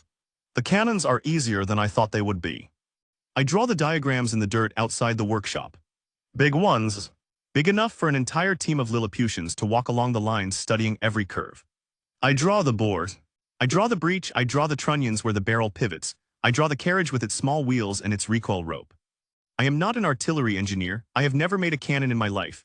But I have read every book a curious boy reads and I remember enough. And what I do not remember Alan invents on the spot, because she has spent her whole life thinking about how to make small strong things with the metals she has. Within 9 days, the Lilliputian foundries cast the first barrel. It is the size of a toothpick. It is bronze. It has been polished until it shines. We test it on the practice field outside the city walls. A line loads it herself. A pinch of black powder down the muzzle. A wad of cloth. A ball of iron the size of a peppercorn. A second wad. She runs a thin wire of slow match through the touch hole. She steps back. Captain Rain and 20 of his men stand behind a low earth berm. I sit cross-legged in the field on the other side. Well out of the line of fire, watching. Elaine puts the slow match to the touch hole. The cannon barks. A small high crack in the morning air. The recoil shoves the little carriage backward a hand's width on its rope. White smoke curls up. 40 meters downrange, against a target of 3 pinewood planks Alan set up the day before. The iron ball goes through the first plank, and the second plank and the third plank and keeps going. 3 planks. Not 1, not 2, 3. Captain Ryan is the first to say something. He has been completely silent the entire morning. He climbs over his berm. He walks to the target. He puts his small finger through the hole in the first plank. He puts his small finger through the hole in the second. He puts his small finger through the hole in the third. He turns around to face me with his finger still in the third plank, and his face has gone tight in a way I do not understand for a moment. Then I realize he is crying. Not loudly, just down both sides of his nose into his beard. He is a captain of a city guard that has never won a war, and has lost villages every year of his command. And I have just put a hole the size of his finger through 3 planks at 40 meters, and it has been 300 years since anyone in his uniform has had this much to fight with. He salutes me without wiping his face. How many of these, he says very quietly, can we make? Ask Alan. Alan, beside the smoking little cannon, takes the pipe out of her mouth. As many as you have bronze for, Captain.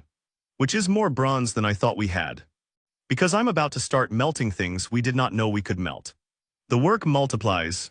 Within 2 weeks the Lilliputian foundries are casting a barrel a day, then 2, then 4. Crews train on the practice field every morning. I sit and watch and correct and answer questions and try not to interfere with hands that are smaller and more skilled than mine for the small careful work. While the cannons grow, I sit down with Ullian and the harbor master, and we open up the second lesson, which is the ships. I am even less of a naval architect than I am an artillery engineer. But I have looked at a lot of ship pictures and a lot of books, and I have crossed an ocean in an aluminum tube, and I know things about hull shapes that the Lilliputian shipwrights have never thought to ask. I draw a deeper keel. I draw a triangular sail set behind the main square sail so that the ship can catch wind from the side and not just from behind. I explain tacking, the act of zigzagging into a wind with a finger in the dirt and 2 pebbles, and the harbor master, an old man with arms like knotted rope, watches my pebble move and then sits very still for a long time and then asks me to draw the angles again. He asks me 3 times, the 4th time he stops asking. He goes back to the harbor and starts ordering planks I had not seen in any of their existing yards. The first new ship is in the water within 3 weeks. It is faster than anything Lilliputania has ever built. It points higher into the wind than anything Blastoria has ever built. It carries 4 of Alan's new cannons on each side. It is the 3rd week and we are going to have a real navy. And I should be happy. I am not happy because of what is happening in the temples. The temples of Lilliputania are old, older than the war with Blastoria, older than the crown. They are small round buildings of white stone with green roofs scattered around the city, and the priests in them are even older than the buildings in the way that priests always are. They wear white robes and they preach the doctrine of philo. They preach that the soul of the people is in the soil and in the seasons, and in the slow, careful making of things by hand. They have been preaching it for 300 years, and they do not preach it as a slogan. They preach it because they believe it. And I am teaching their children to make black powder. The first complaint comes on the morning of the cannon test. The second comes that afternoon. By the end of the first week of the foundries running, the high priest of the largest temple has requested an audience with the king. The king grants it. I'm invited, but I cannot fit in the throne room, so they hold the audience in the courtyard outside, and I sit on the steps with my chin almost on the wall, listening. The high priest is even older than the king. His robe drags on the ground. He carries a wooden staff with a small carved bird on top of it. He bows to the king. He does not look at me. Not once, not even when speaking about me. 300 years, he says. We have not built cannons. 300 years we have buried our dead in the high passes. And we have sung the names of the lost at the spring festival. And we have remained the people of Philo. The giant has been here a month. In 1 month the giant has filled our foundries with black powder and our harbor with ships of war. In 1 month the giant has taught our children that the answer to a hard question is fire. Your Majesty, I beg you, send the giant away. Send the powder away. We will die as we have always died, but we will die ourselves. We will not die as Blastoria with 1 less wall. The king sits on his throne and does not answer for a long time. I can see him from the courtyard. He looks very small in the chair. He looks very old. Alan is in the courtyard with me. She has been listening with her pipe between her teeth, unlit. When the king does not answer, she steps forward without permission, and she walks across the courtyard until she is at the foot of the throne, and she looks up at her king the way she looked up at me yesterday. Your Majesty, with respect, the high priest is right about one thing. We have been a people of peace. He is wrong about one thing. A people of peace next year is going to be a dead people. I am not a priest. I am a maker of things. I will tell you what I know. I know that Carton does not pray to Philo. I know that Carton does not stop to ask what kind of people we are when he loads his ships. I know that the giant who sits behind that wall has just shown me how to put a hole through 3 planks at 40 paces with a tube the size of a finger. And I know that when Carton brings his big weapon, whatever it is, the only thing standing between us and the end of the line of Philo is going to be the holes we can put in his planks. A peaceful people, Your Majesty, is going to be very soon a dead people. I would rather be the priest's enemy this year than be a name on the spring festival list next year. The king closes his eyes. He sits like that for a long time. The priest waits. Alan waits. I wait, on the steps, with my chin on the wall. When the king opens his eyes, he is looking at me through the wall. Past Alan and past the priest. Straight at the place where my face is. Giant Kenta. Do you swear to me that everything you teach us to defend and not to conquer? I swear at your majesty. Do you swear that on the day Blastoria falls we will not become Blastoria? I think about that one for longer. I swear that I will do everything in my power to make sure we do not become Blastoria. I cannot swear what your grandchildren will choose. I can only swear about us. About now. He nods slowly. That is the most honest answer I have heard in this courtyard in 20 years. He turns to the high priest. We continue. The foundries continue. The ships continue. The temples may speak against me from their pulpits, and I will not silence them. But the foundries continue. The high priest bows so low that his forehead almost touches the floor. When he straightens, he looks at the king with eyes that are wet but completely steady. And he says in a voice that is somehow not angry, "Then on your head, your majesty. On your head and on the head of the giants. I will pray for both of you. I will pray that I am wrong." He turns and walks out of the courtyard. His staff makes a small tap on each stone. Alan watches him go. Then she comes back to the steps where I'm sitting. She climbs up the side of my hand and sits down on my knuckle, and she lights her pipe for the first time all day. "Giant," she says, "we have just made our second enemy in a month. The first one is across the sea. The second one is in the temple on the next street. I know. Are you ready for 2 enemies? No, I say. But I am readier than I was a month ago. And next month I will be readier still. Tomorrow we start on the engines." She looks up at me sharply through the smoke. "The what?" "The engines, Alan. The thing inside the ships of the future. The thing that makes them move without sails. We are not done with lesson 2. We are barely started." She does not answer for a moment. She just smokes and looks out toward the eastern horizon, where the column of Carton smoke is still going up into the morning sky like a slow black finger pointing at all of us. "Tomorrow," she says. "Tomorrow." The hum starts before the sun is up. I am awake on the hills. The way I am awake on the hill almost every morning now. Sitting cross-legged with my back against the slope, and watching the city below me come alive in the gray light. The bandages on my chest are mostly off. The bruises are yellow at the edges and brown in the middle. Pip is asleep on my collarbone with his small face turned into the side of my neck. Aline is somewhere in the workshops already. Because Aline is always somewhere in the workshops already. Which is the reason we now have 11 cannons cast and 3 more in the molds, and a second new ship in the harbor a week ahead of schedule. I hear the hum, and at first I think it is one of Alan's grinding wheels, starting up early. It is the wrong direction for that. It is not coming from the workshops. It is coming from the sea. Then I think it is a swarm of insects. The wrong island for that. There are no swarms here. Then I look up.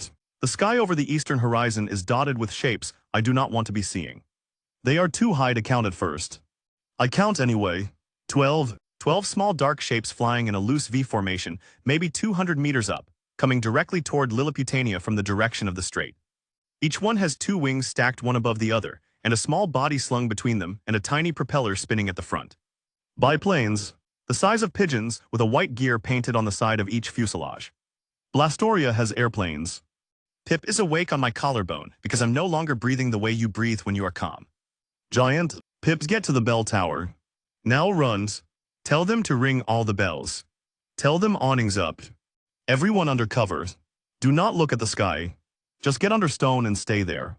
Go. He is already off my collarbone and sliding down my chest and onto the grass. He runs. I have never seen him run that fast. He is across the grass and through the gate and gone into the city before I can stand up. Alon comes out of the workshop courtyard at the same moment looking up. She has heard the hum too.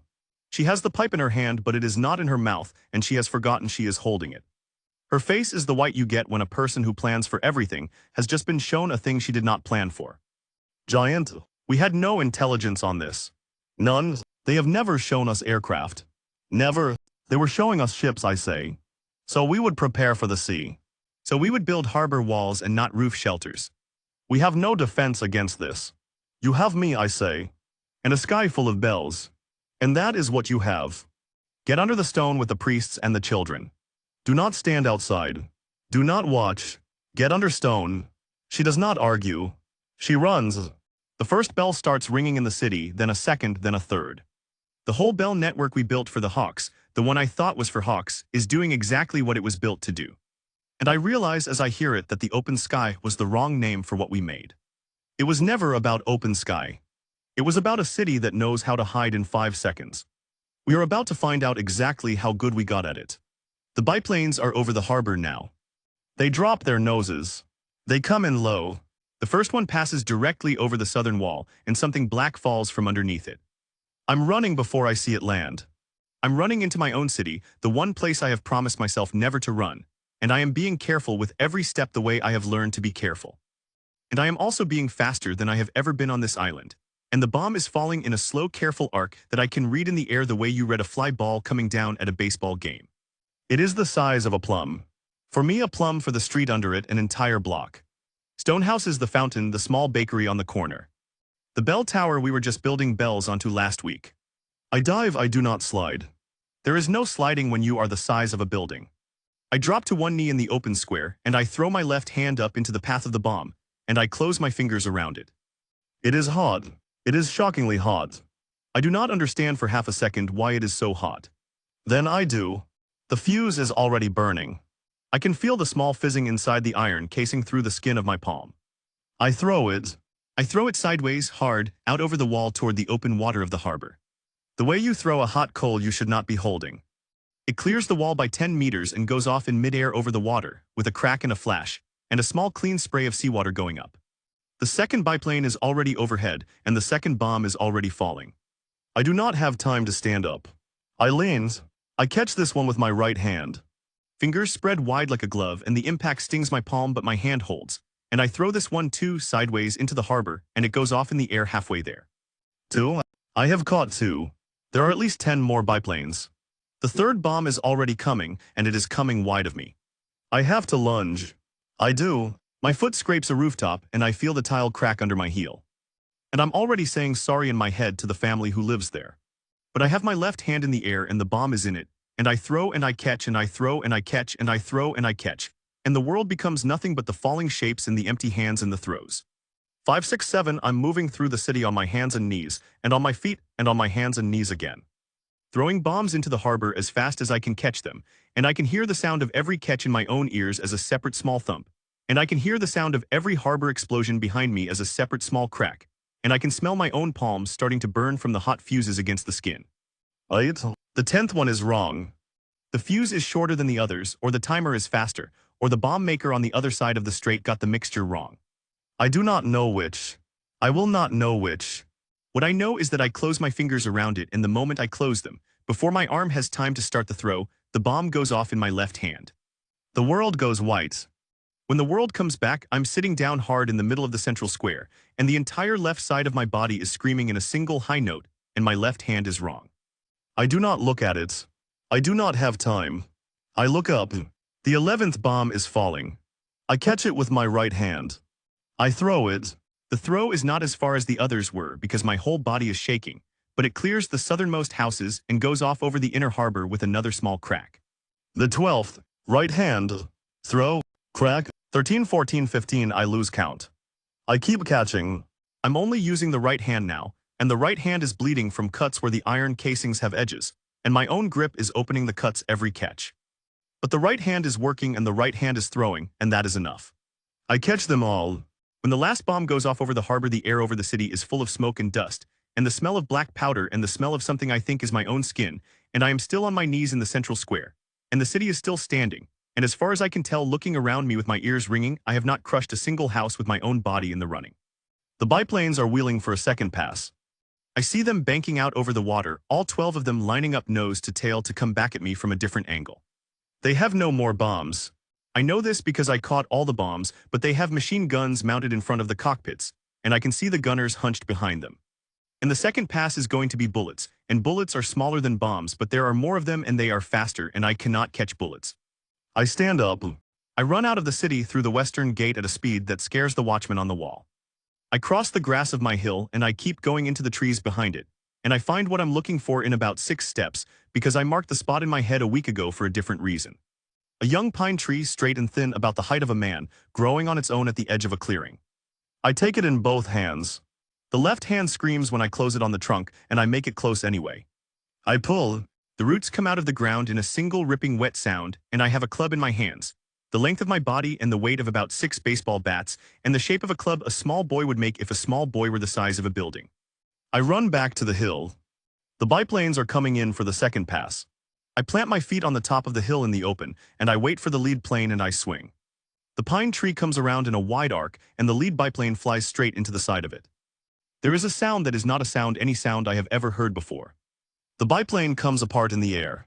Wing and engine and pilot go in 3 different directions, and the pieces hit the grass below me in 3 small thumps. I do not stop.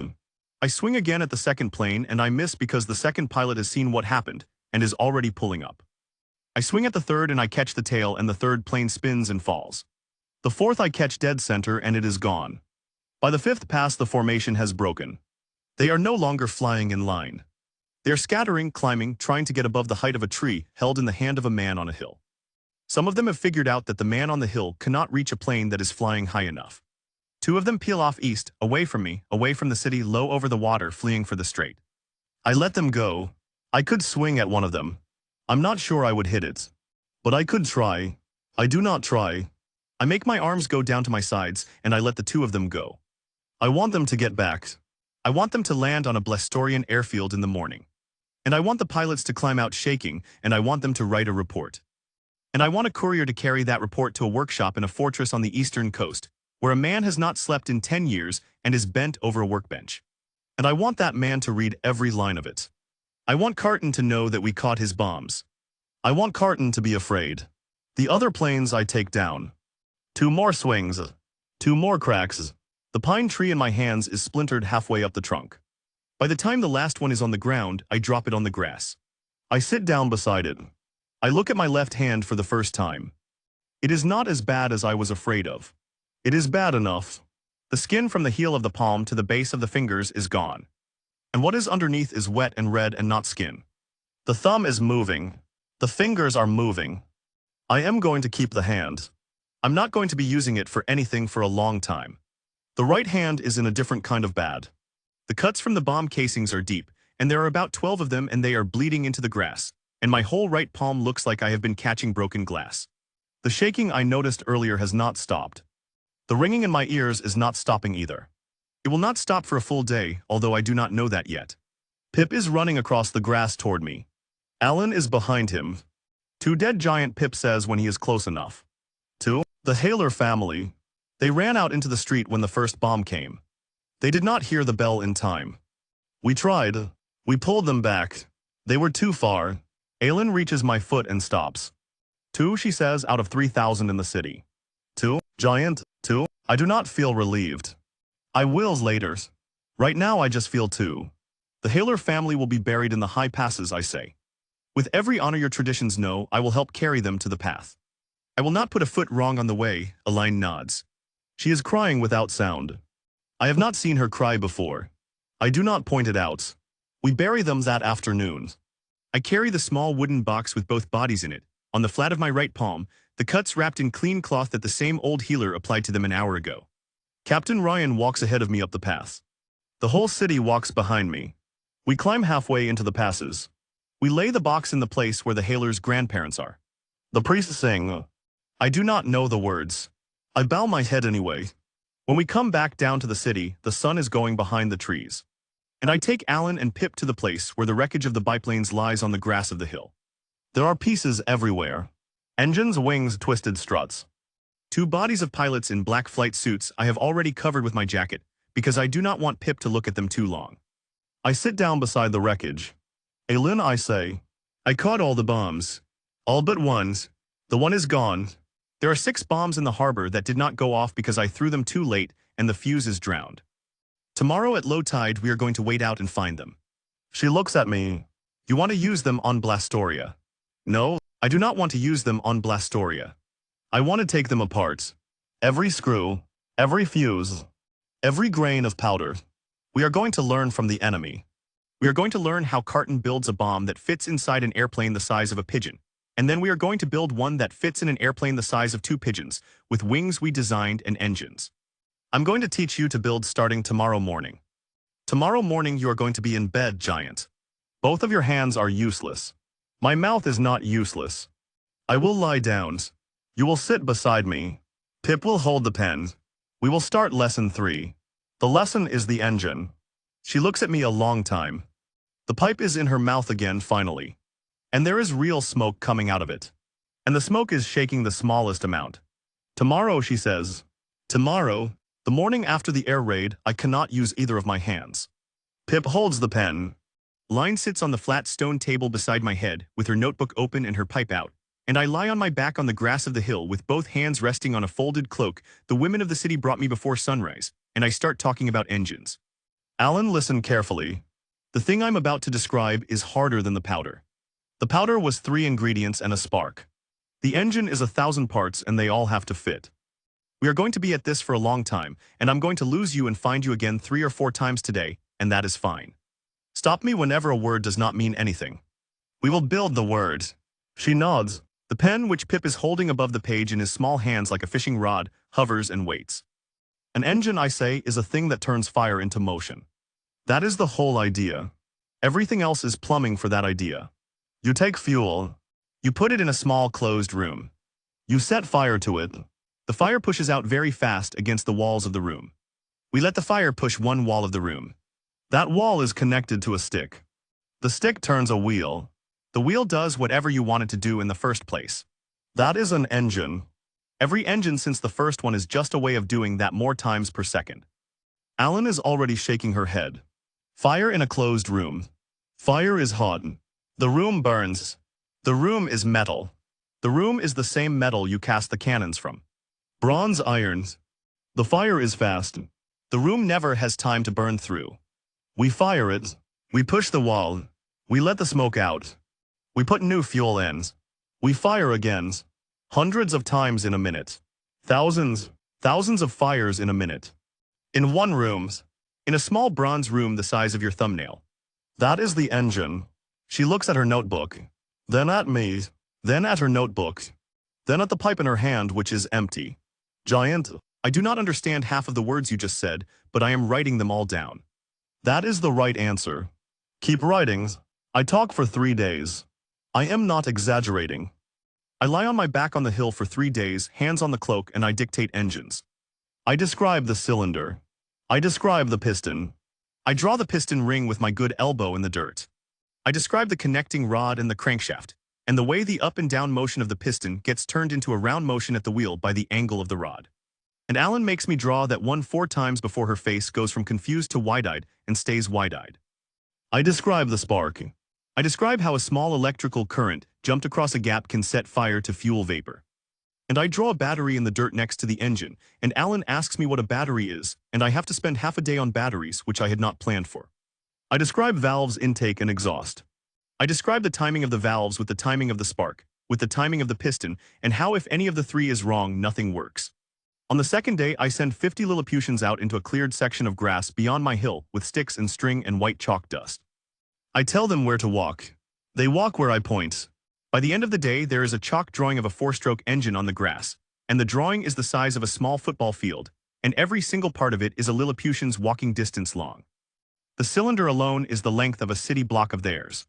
Line and her best assistant spend the 3rd day walking along the chalk lines of the drawing, the way you would walk through the rooms of a strange building. And at the end of the 3rd day, Line comes back to me with her boots white with chalk and her face calm, in a way it has not been calm since the bombs. I see it, Giant. I do not understand it yet, but I see the shape of it. We can build the shape. The fuel is the next problem, and I solve it on the 4th day, with a piece of memory I had not even realized I had stored. The red berries from my first day on the island.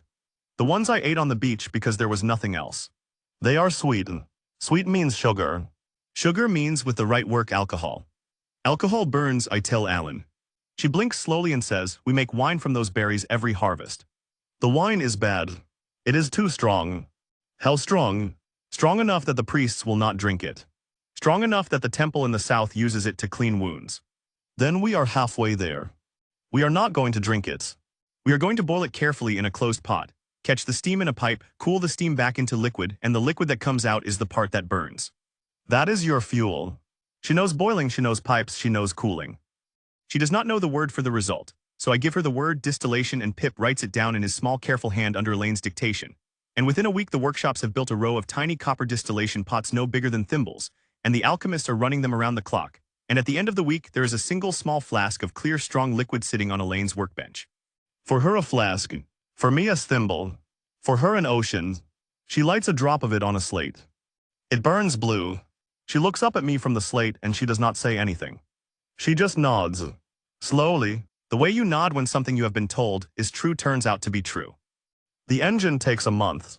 I want to say it took a week. Books say things like took a week. When an engineer in a story rolls up his sleeves and the engine starts on the first try, the engine does not start on the first try. The engine does not start on the 10th try. The engine is built and rebuilt and broken 20 times in that month. The first version's piston rings are too tight and the engine seizes within a second. The second version's rings are too loose and the engine has no compression and just hisses. The third version has a valve that does not seat properly and fuel sprays out the wrong hole. The fourth version has a spark that fires at the wrong moment, and the engine kicks backward and breaks the small bronze crankshaft, and Alan cries for the first time that I see her cry, which is short and angry and immediately followed by her ordering a new crankshaft cast. Hundreds of Lilliputian craftsmen work on it, smiths, jewelers, because the small parts need jewelers' hands, apprentices, women from the workshops, anyone who can work to a tolerance smaller than a hair. The whole city has stopped being only a city. The whole city is now a factory. On the 20th attempt, on a morning 4 weeks after I first lay down on the hill with both hands wrapped, the engine starts. It does not roar. It is the size of a thimble. It chitters. It chitters like a small, angry insect. Fast and tight and steady. And the small flywheel on its shaft is spinning so fast you cannot see the spokes, and a thin trail of bluish exhaust is rising from its tiny exhaust port into the morning air of the workshop courtyard, and the whole crew is standing around it, in a perfect circle, completely silent, watching it run. Aline is standing closest to it. She watches it for about 30 seconds. Then her knees go out from under her. She does not faint. She just goes down. She kneels in front of the running engine on both knees, and she puts both her small hands flat on the workshop floor on either side of the bench, and she stays there. She is not praying. I know she is not praying because Alan does not pray. She is just on her knees because she has been standing for a month. And the moment the engine started, her body decided it was done standing. There are no tears. There is no speech. There is just a Lilliputian woman on her knees in front of a working internal combustion engine, with a pipe still in her teeth, listening to a sound her people have never heard before. I am watching from outside the courtyard wall. I am not crying either. My hands are mostly healed now. The left one will have a scar across the palm for the rest of my life, and the fingers are stiff. I do not care. I am watching the chitter of a small bronze engine in a courtyard the size of a bedroom. And I'm thinking, as clearly as I have thought anything on this island, that I have just changed the future of an entire civilization with 3 days of talking on my back. The airplane is the easiest part. I am not joking. After the engine, the airplane is almost a relief. I draw a wing in the dirt. I draw the curve of it, the thicker top and the flatter bottom. And I explain how the air going over the top has to travel further than the air going under the bottom, and so it goes faster. And so the pressure on the top is lower than the pressure on the bottom, and so the wing is pushed up. I draw it 3 times. Alan gets it on the second drawing. The harbor master, who is now also the airframe master, because he is the only person in the kingdom who has ever bent wood to a curve under tension, gets it on the third. I draw a control surface on the trailing edge of the wing. I draw a tail, I draw a rudder and an elevator. I draw the angle of attack with a stick in the sand, and a little wooden glider Pip carves for me in an evening. And Pip and I throw the glider off the hill in the late afternoon for 2 days running until it flies straight, and I show Alin what every change of the elevator does to the path. By the end of the second afternoon, 4 of Alan's apprentices are making their own gliders out of wood shavings and silk thread, throwing them off the city wall. The first powered protagonist type is the size of a sparrow. Wood frame, silkskin stretched and shellacked, twin wings, a bronze thimble engine in the nose driving a tiny wooden propeller no bigger than a coin. They build it in the workshop courtyard over 12 days. On the morning of the test, they roll it out to a flat stretch of grass beyond my hill, and a young man climbs into the open cockpit.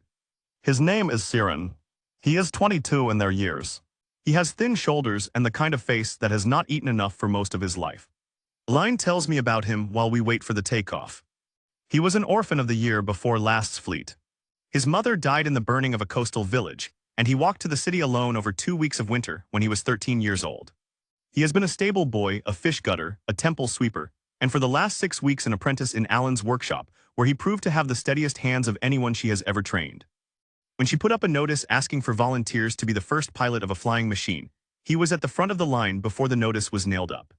He told her in private that he had wanted to fly since he was a boy watching seabirds from the cliffs above his mother's village. Alan thought it was a sweet story and put him on the list because of the hands. He starts the engine. The little machine chitters, the propeller becomes a blur. Siren pushes the throttle. The aircraft rolls forward across the grass, faster and faster, bumping on stones, and at the moment the bumping stops and the wheels leave the ground. The entire workshop crew on the side of the field makes a sound that is not quite a cheer. The aircraft climbs maybe 3 meters off the grass. It flies for about 8 seconds. Then a gust of wind hits the left wing and Siren overcorrects with his rudder. And the aircraft dips and the left wingtip catches the grass and the whole thing cartwheels once and stops upside down. And there's a long, terrible moment in which nobody moves. Then Siren's small voice comes out of the wreckage. "My nose is bleeding, I'm fine. Did you see it? I flew." The crew runs to him. They pull him out of the wreckage with his nose bleeding and his shoulder scraped, and a grin so wide on his face that I can see it from the hill. He has bits of grass in his hair. He is laughing. Aylin reaches him first and grabs him by both shoulders and shakes him once. Hard, the way an old engineer shakes a young one who has just survived a stupid first flight. And then she lets him go and walks back to me without saying a word. She does not need to. The grin is still on her face and on his and on every face on the field. The second flight is the next morning. It does not fall. It flies for 2 minutes in a slow circle over the field and lands on its wheels. And the crew is no longer afraid to cheer. The third flight is 2 days later. We have mounted a tiny machine gun in the nose, in front of Siren's cockpit, between the propeller blades. With the timing gear I described to Alan from a half-remembered diagram I once saw in an aviation museum in Tokyo when I was 19. The machine gun fires through the spinning propeller without hitting it. Siren flies a low pass over a row of straw targets we have set up at the edge of the field, and walks his tracer-bright bullets right down the line, and 3 of the targets fall over. 2 months after the day I lay down on the hill with both hands ruined, Lilliputania has 20 aircraft in service. 20. In 2 months. 20. Ellen and I are standing on the airfield, watching the second squadron come in to land in formation. Siren is in the lead aircraft. He has been promoted to squadron leader, mostly because he is the only pilot with more than a month of experience. And partly because he has an instinct for the air that I cannot teach.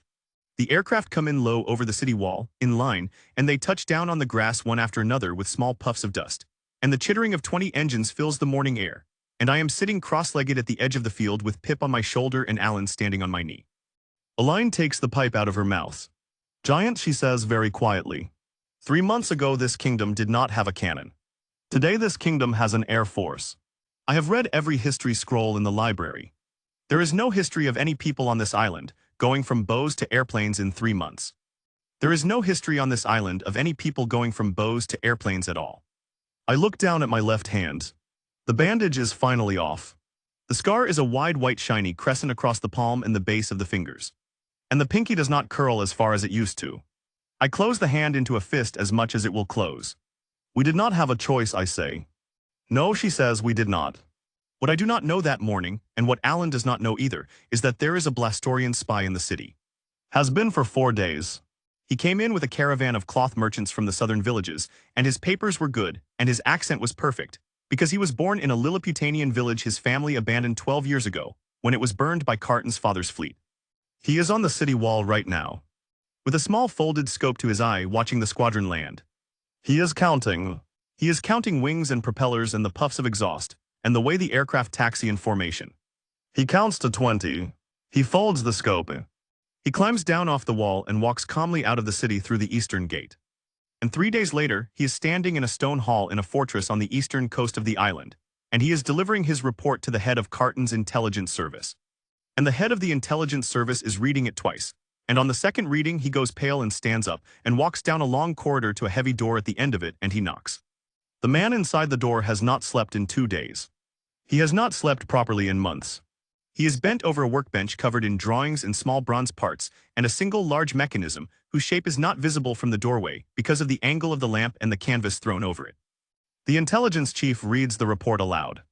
The man at the workbench listens without looking up. When the report is finished, he takes the paper. He reads it himself. He reads it 3 times. He sets it down very carefully on the bench beside his work. Then he stands up. He walks to the door of his workshop. He looks at the intelligence chief. "No one is to disturb me," he says. "No one's, not for any reasons. Bring food to the door and leave it. Bring messages to the door and leave them. If the city is on fire, do not knock. I will come out when I come out." He closes the door. He does not come out for 2 weeks. The problem comes to me through the smoke. Not carton smoke this time. The other smoke. The smoke from our own city. I have been watching it for a week without thinking about what I'm watching. The way you watch a kettle on a stove without thinking about the stove. Every morning, the air over Lilliputiania has a brown smear in it that reaches halfway up the sky before it thins out. Every morning, the smear is a little bigger than the morning before. The cannon foundries are running. The distillery is running. 2 new forges have opened in the eastern quarter. The aircraft engine workshop runs around the clock now, hot all night. 2 shifts of small smiths working under lamps. Every one of these things eats wood. Charcoal for the smelting fuel for the boilers, heat for the kilns, wood. Wood on the first morning of the 3rd month I climb to the top of the hill and I look out from up there with new eyes, and I see what I have done to the trees. The forest behind the city used to come right up to the western wall. There used to be a continuous green that ran from the wall all the way to the foothills of the central mountains. There is no longer a continuous green. There is the wall, and then there is a wide brown band of stumps and dragged earth where the wood crews have been working for 2 months, and then the trees start again, maybe a kilometer further out than they did when I arrived. A kilometer in 2 months. I do that math standing on the hill, and the math gives me an ugly number. I find Alan in the engine workshop. She is on her hands and knees beside the test bench, peering through a small lens at a valve seat that one of her smiths is filing. She does not look up. Aline, we have a problem. We always have a problem. This one is bigger than the others. The trees. Look at the forest line. We are eating it. At this rate, in 1 year, there is no forest within a day's walk of the city. In 2 years, there is no forest within a week's walk. By the 3rd year, there is no Lilliputiania, because there is no charcoal, because there are no trees, and without charcoal there is no metal, and without metal we are back to bows. She lowers the lens. She sits back on her heels. She looks past me at the open courtyard door, past the door at the brown smear of smoke over the rooftops, past the smoke at the horizon she cannot see from here, but knows is greener than it was last month. How long have you been watching this? A week. I should have been watching it from the first day. I'm sorry. Do not be sorry. Tell me what you want to do. I want to stop burning wood for energy. Almost completely. I want to take all of the forges and the engines and the kilns and the lamps and the distillery and run them on a different kind of energy. An energy that does not eat trees. Wind. No, wind is too uneven for what we need. Water. We have water wheels. The grain mills use them. Not water wheels. The water turns a wheel. The wheel turns a thing called a generator. The generator makes a thing called electricity. Electricity is not heat. Electricity is something else. Electricity is what made the spark in the engine cylinder. The small jump of energy across the gap. We are going to make a lot of that. And we are going to send it from one place to another along thin wires of metal. And at the other end of the wires, we are going to use it to do everything fire used to do. Light, heat, motion, all of it. From the river. She is staring at me. Fire from a river. From a river. I have to find the right river first. I am leaving in the morning. I am taking Pip. We will be back in 3 days. While I am gone, do not start any new wood project. Stop the second new forge. Tell the smiths it is temporary. What am I looking for on the river you find? You are not looking for anything. I am looking. I will know it when I see it. I leave at sunrise the next morning. Pip is on my shoulder with a small leather satchel of food and a long thin stick that he calls his walking stick, even though for him it is more of a walking ladder. We go west. The forested foothills give way after the first day to steeper ground, and the steeper ground rises into the proper mountains. The spine of the island that has kept Blastoria from marching across to us for 3 centuries. I follow the sound of running water. I follow it for a day and a half through pine and over cold stones and along the edges of small clear streams. And on the second afternoon, in a high narrow valley I have not been to before, I find what I am looking for. It is a waterfall. It is, by Lilliputian measurement, the largest waterfall on the island. They have a name for it. Pip knows the name. It is called Mother's Vale. It is a sacred place. Songs have been written about it. He tells me all of this in a quiet, excited voice as we come around the bend in the gorge and see it. And he is the kind of excited that only 12-year-olds can be when they are showing a giant a thing they have only ever heard of in stories. For Pip, the waterfall is enormous. The water comes off a stone lip 3 of his arms spans high and falls into a pool he could not swim across. For me, the waterfall is a knee-high creek dropping over a meter ledge. It is perfect. The drop is constant. The water is fast. The volume is steady, fed by snow somewhere higher up. The pool below is wide enough for what I want, and the stone walls of the gorge will hold the structure I need to build. I stand at the foot of the drop with my hand under the falling water, feeling its weight on my palm. And I do the simple physics in my head. And the simple physics says yes. Pip, tell the keepers of this place when we come back here that we are not going to break Mother's veil. We are going to use it. The water will still fall. The pool will still be here. We are going to put a wheel in the pool that the water turns, and a small house beside the pool with metal in it, and the metal will make light go down a wire all the way back to the city. The waterfall will not stop being beautiful. It will just be working too. They will not like it at first, Pip says very seriously. Then they will get used to it. Then they will be proud of it. That is how Lilliputians work. You are very wise for a small person. I am wise because I live in a pocket where a giant talks to himself all day. I almost laugh. I do not. I file it away. We walk back to the city. I tell Alan what I have found. I tell her what I need. What I need is iron, copper wire, and lodestone. She knows iron. She knows copper. She does not know lodestone. It is a stone that pulls iron toward itself, I say. Not heat, not glue pulls. If you put a needle on a string and bring this stone near the needle moves through the air as if the stone has reached out and grabbed it. If your kingdom has iron in the ground at all, you have lodestone in the ground too. The two things come from the same kind of rock. Send your miners to look in the foothills near where you mine your iron. They will find black or brown stones that stick to their iron tools. She looks at me. We will find them. You also need very thin copper wire, as thin as you can pull it without it breaking. Kilometers of it. Start your wire pullers tonight. We are going to spool it onto wooden cores. She is already writing. The lodestone comes back from the iron mines on the 5th day, in a small wooden box. There is a lot of it. There is more of it, in fact, than the foreman of the iron mine remembered seeing in his life. Because once Alan's miners knew what they were looking for, the stones were everywhere. They had been throwing them away as worthless dark rocks for generations. I take one piece on my fingertip, and I bring it close to a small iron nail Pip has placed on the workbench, and the nail jumps up off the wood and sticks to the stone and stays there. Pip makes a small sharp noise. Alan makes no sound at all. She has stopped making sounds when impossible things happen now. She just watches them happen and writes them down later. The wheel I have to carve myself. There is no choice. The wheel is the size of a small house in their measurements. 2 meters across in mine, a paddle wheel of thick wood with blades cut to catch the falling water cleanly. No Lilliputian workshop can hold something that large, and no Lilliputian tool can shape something that large. I take an axe from the tool shed, the largest one they have, which is the size of a hatchet to me, and I find a fallen oak in the foothills near the waterfall. And I spend 4 days carving the wheel by myself in the open air at the edge of the gorge, with Pip sitting on a rock watching and occasionally pointing at a spot where I have left the wood too thick. It is the second thing I have built on this island, with my own hands. The first one was the owls.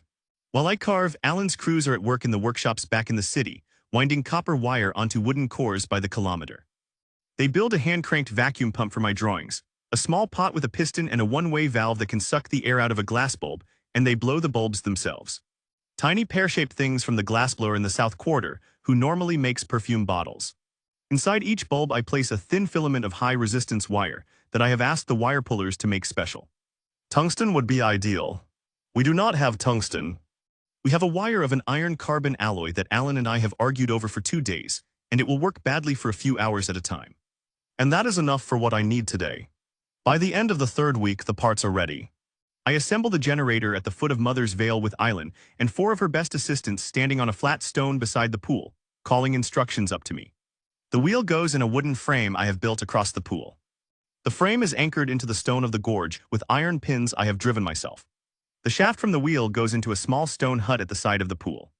And inside the hut is a wooden core wrapped in kilometers of copper wire, and around the core, fixed in place, is an arrangement of lodestones that turns the spinning motion into a current. 2 thick copper wires come out of the hut and run along the bank of the river, and then along a line of stripped pine poles I have set into the ground, all the way down out of the gorge and through the foothills and across a kilometer of open ground, all the way back to the workshop courtyard in the city. The whole structure is held together with wooden wedges and iron pins and rope, and the patience of a man who has been losing weight for a month. The losing weight part is real. I have not been eating enough. There is not enough food on this island for a man my size. And there has never been enough food on this island for a man my size.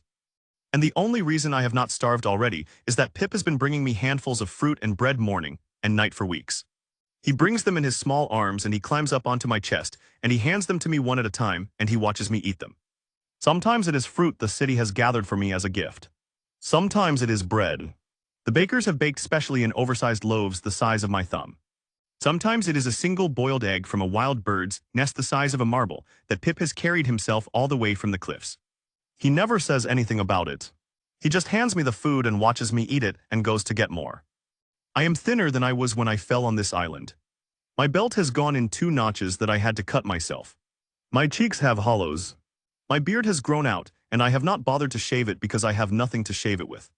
I look when I catch my reflection in the harbor water, like a man who has been working too hard for too long with not enough food, which is exactly what I am.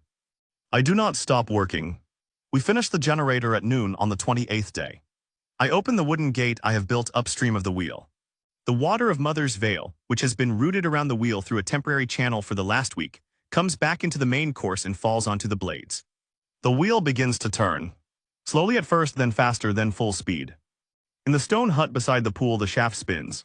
The lodestones move past the copper coils, down the long line of copper wire across a kilometer of open ground. An electric current is born for the first time in the history of this island. In the workshop courtyard back in the city, on a small wooden stand Alan has built for the moment, sits a single small glass bulb with a thin iron filament inside it. Captain Ryan is standing beside the stand, because someone needs to throw the small switch I have built into the wire. And Alan would rather be at the generator than at the bulb, because Alan trusts machines more than she trusts moments. Pip is in my shirt pocket. I'm sitting on the grass at the edge of the gorge, hands on my knees watching the wheels spin, listening to the small steady hum of the coils in the hut, and waiting for the runner to come up the path with the news. The runner comes up the path 20 minutes later. He is out of breath and grinning so hard his small face cannot hold the grin straight. It is lit, giant. The little glass fruit. It is lit. It is glowing. I close my eyes for a moment. Then I get up and I walk down out of the foothills. Slowly because I'm tired. All the way back to the city. By the time I get there it is late afternoon and the news has spread. Half the city is in the workshop courtyard. They are all standing in a wide circle around a small wooden stand, in the middle of which is a glass bowl the size of a Lilliputian's head, glowing a soft warm yellow that is not the color of any flame they have ever seen. It does not flicker. That is the part they cannot get over. Fire flickers. Fire dances. This light just sits inside the glass and shines. Children are reaching out their hands toward the bulb. Their parents are pulling the hands back. The bulb is warm but not hot. And one little girl in the front row has gotten close enough to feel the warmth, and her face when she feels it is the face I will remember from this whole month of work. King Murdo arrives without ceremony. No palanquin, no guards. He has walked the whole way from the palace by himself. He pushes through the crowd until he is at the front, and he stands in front of the glowing bulb in his red robe and his crown, and he looks at it for a long time without speaking. Then he turns. He looks up at me where I am sitting cross-legged outside the courtyard wall, my chin near the level of the rooftops, my left hand still stiff, and my whole body lighter than it should be. Giant Kenta, he says quietly, are you a god? I think about the answer for a moment. I think about whether there is any version of yes that does not poison this kingdom for the next 100 years. No, your majesty, I say. I am an engineer. It is worse. He looks at me. He looks back at the bulb. He looks at me again. Then King Murdo of Lilliputania does something I do not think he has done in front of his own people in his entire reign. He laughs. A small, dry old man's laugh. It goes on for a few seconds and then stops.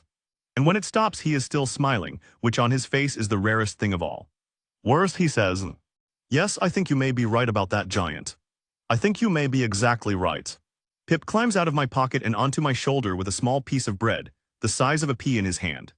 He holds it up to my mouth. I take it. I chew it. He climbs back down and goes to find the next piece. The bulb keeps shining behind the king. The scout comes in from the central passes at sundown. 4 days after the bulb is lit. He is one of Captain Ryan's best. A small, wiry man named Wunnel, who has been running the high passes for the kingdom since he was 16, and who the captain has told me more than once has eyes like a hawk, and the lung capacity of a bird 3 times his size. He arrives at the city gate covered in dust and salt sweat, and he does not stop to wash. He goes straight to the palace, and the king sends a runner to my hill, and within 10 minutes Captain Rain is climbing onto my knee with the scout on his shoulder, and the scout is delivering his report to me directly, because the king has decided that this is the kind of news the giant needs to hear in the speaker's own voice. I lay on a ridge above the high road that runs along the eastern foothills, and I watched the road for 2 days and 1 night. I'm here to tell you what I saw. Tell me. They are coming by land. I do not say anything. I let him keep going. I counted columns. The columns came up out of the eastern lowlands, and they joined into a single road, and the single road ran north along the foothills and turned west toward our pass. I counted 10,000 foot soldiers in the first 3 hours of the second day. I stopped counting after 10,000 because my fingers ran out. There were more after that. There are siege wagons. There are cannons on wheels. There are mounted troops on the big white rats they breed for war on the eastern plain. The rats with the bridles and the saddles and the riders on those rats are in heavy armor. I saw a banner of King Carton's personal guard at the head of one column. I saw 3 other banners I do not know. The whole army is moving at the speed of the slowest cannon. They will be at the western end of the central pass in 12 days. Maybe 11 if the weather holds. They are not coming for a village. They are coming for the city. I look at Captain Rhines. How long has it been since Blastoria attempted a land invasion through the central pass? 87 years. The last time our great-grandfathers held them at the old wall for 3 days, and the snows came early and Blastoria withdrew. The old wall is the only thing in the past between them and us. How tall is the old wall? He thinks. He measures with his hands. The hands describe a height of about 10 centimeters. For their soldiers it is a little above the chest. For their cavalry rats it is a small jump. For their artillery on wheels it is nothing at all. They will roll the cannons along the inside of the pass and break the wall in places and walk through the gaps. The wall was built by hands like mine for enemies like the old enemy. It was not built for what is coming. I sit with that for a moment. The pass is the only land road through the central mountains. Wunl and his scouts have walked it. I have looked at it on Aelin's maps. It is narrow at both ends and wide in the middle. And at the western end, it opens out into the rolling country that becomes Lilliputania. The whole pass is about 1 kilometer wide where it meets our side of the mountains. 1 kilometer of open ground between 2 cliff walls. 1 kilometer of choke point. I do the math in my head. Not the war mass, the other mass. The math I have been doing more and more in the months I have been here. The math of what one body can move in 1 day if the body has the size of mine, and the muscles of mine, and the will of a man who has nothing else to do but move dirt. I stand up. I'm thinner than I was 2 months ago. The scar on my left palm pulls when I close the hand. None of that matters in this moment. Captain Rain, send word to every workshop and every craft and every farm. I need shovels. The biggest shovels you have. I need rope. I need a shirt sewn out of every spare blanket in the kingdom. Because mine is going to be a basket. I need water carts at the western end of the pass starting tomorrow morning. I'm going to need a lot of water. Giant, what are you going to do? I'm going to put a wall there. A new wall. Mine.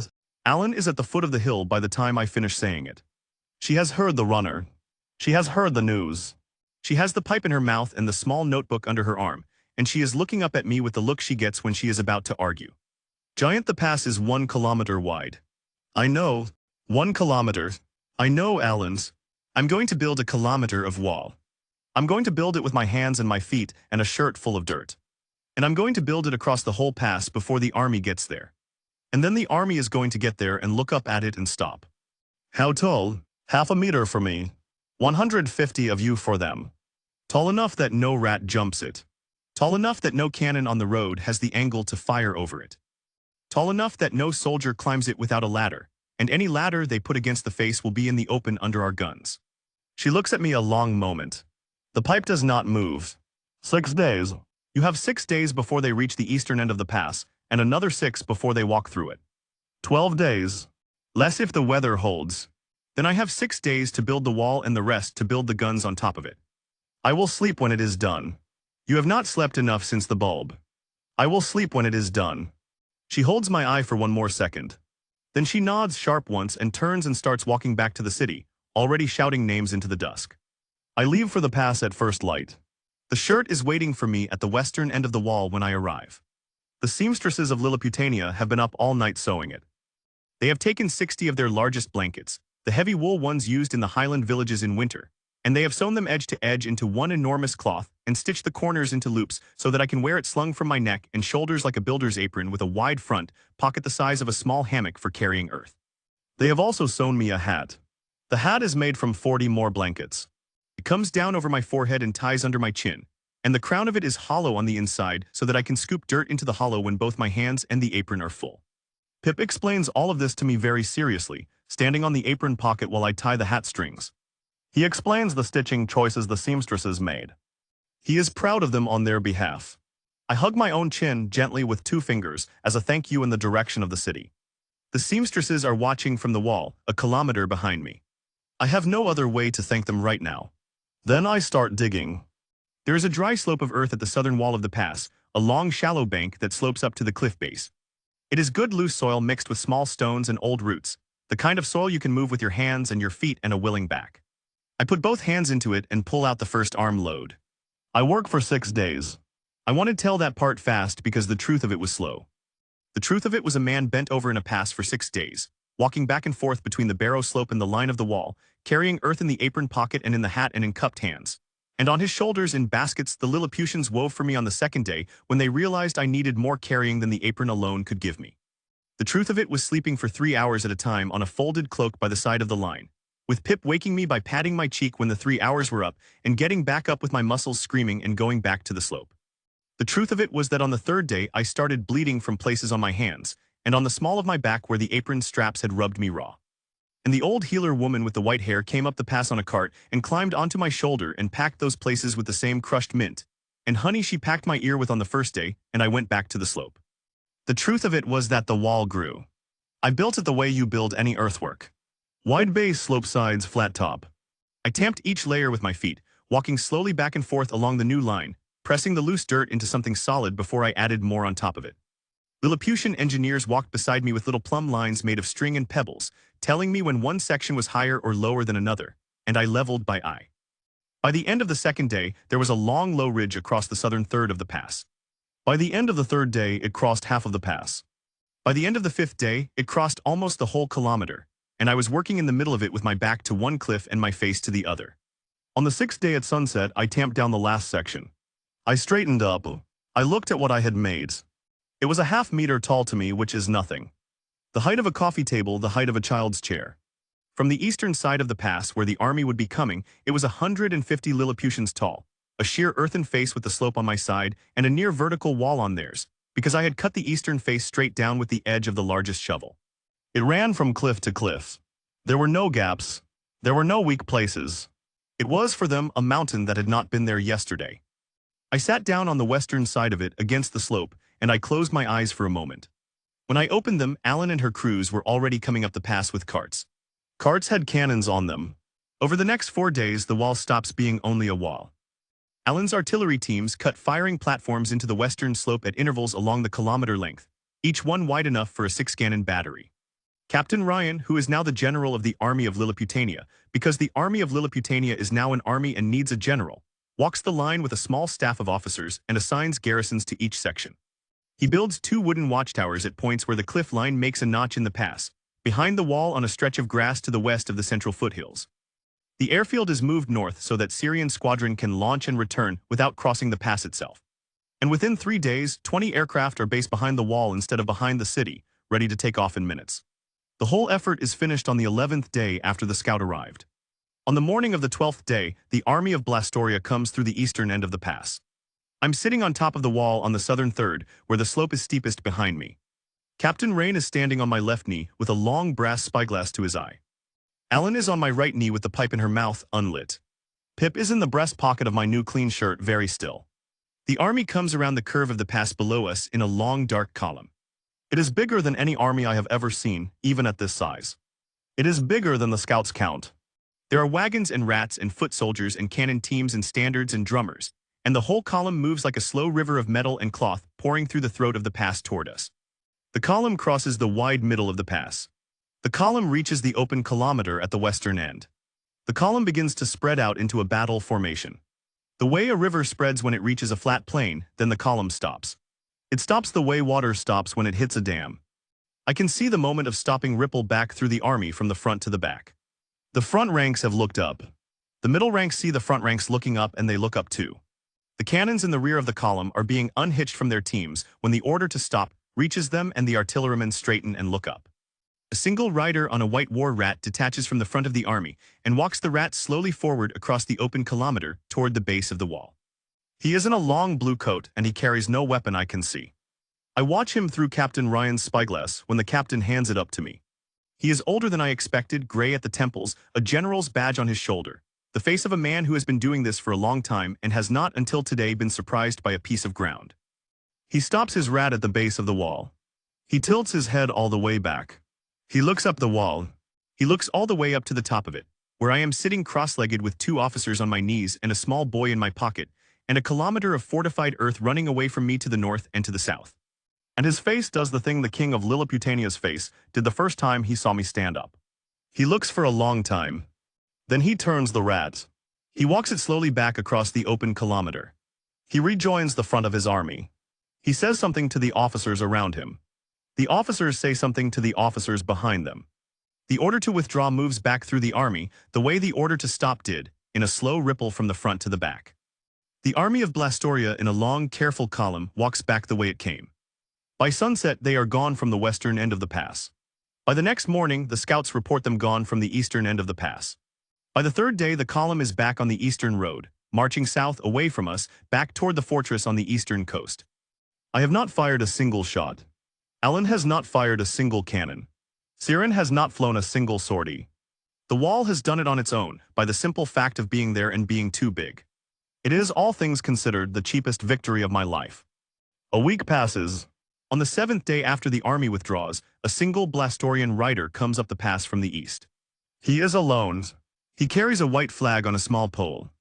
He rides slowly. He stops at the base of the wall in the same place the general stopped.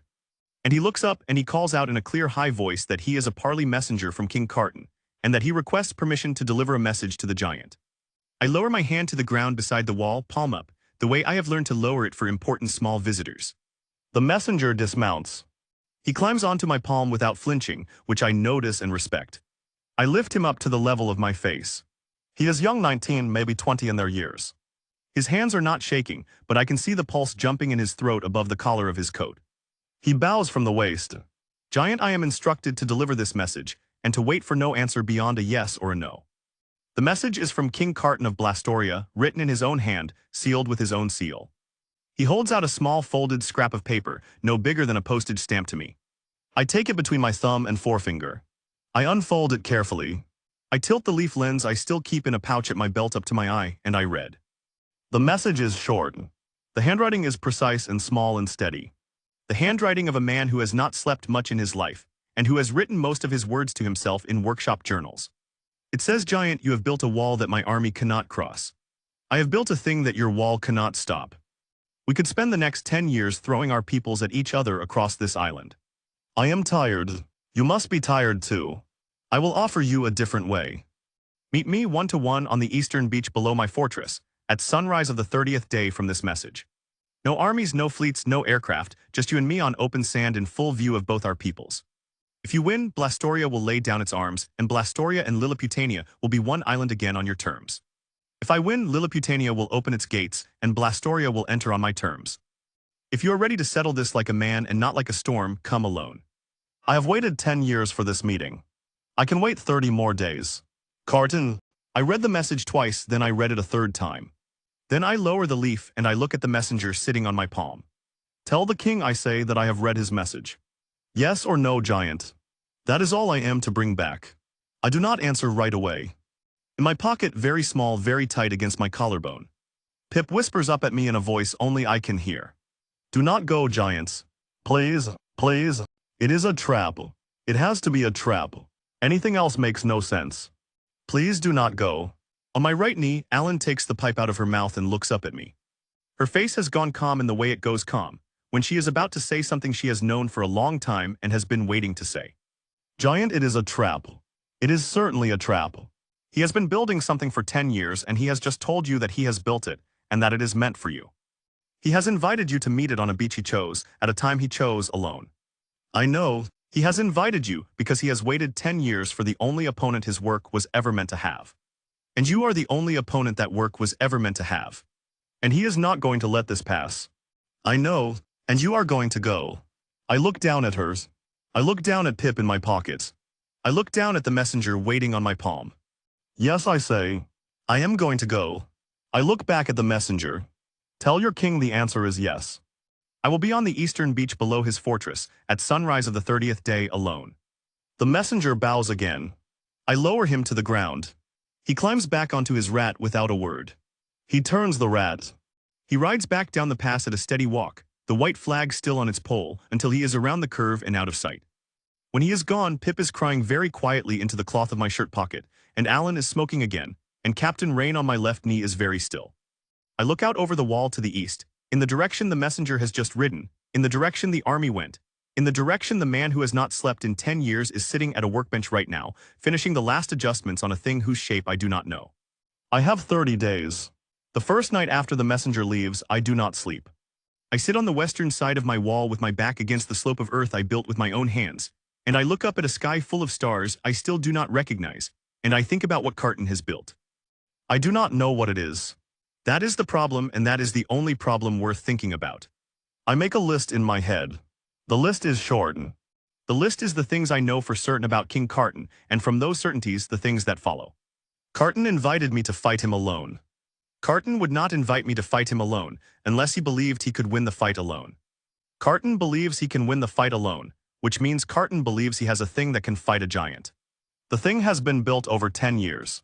The thing was begun before any giant existed on this island, which means Carton was either preparing for the legend of a giant or for something his own intelligence had told him was coming. The thing is large enough that the smoke from its workshops has been visible across the strait for months. The thing is small enough to be carried or driven to a beach for a single duel. The thing has at least one of three properties, because there are only three ways to fight something the size of me. Either it is bigger than me, or it is faster than me. Or it has weapons I cannot block. Most likely it has all three.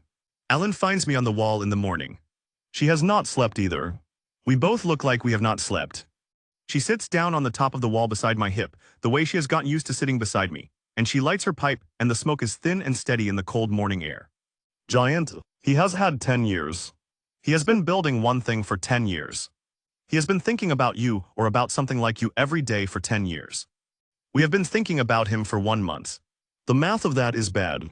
I know. I am not telling you to refuse, I am telling you the math. I know, Alan, I am doing the same math. I have been doing it all night. We sit there for a while. The sun comes up over the eastern end of the pass and lights the cliff faces orange, and the long line of the wall casts a long shadow westward across the open kilometer.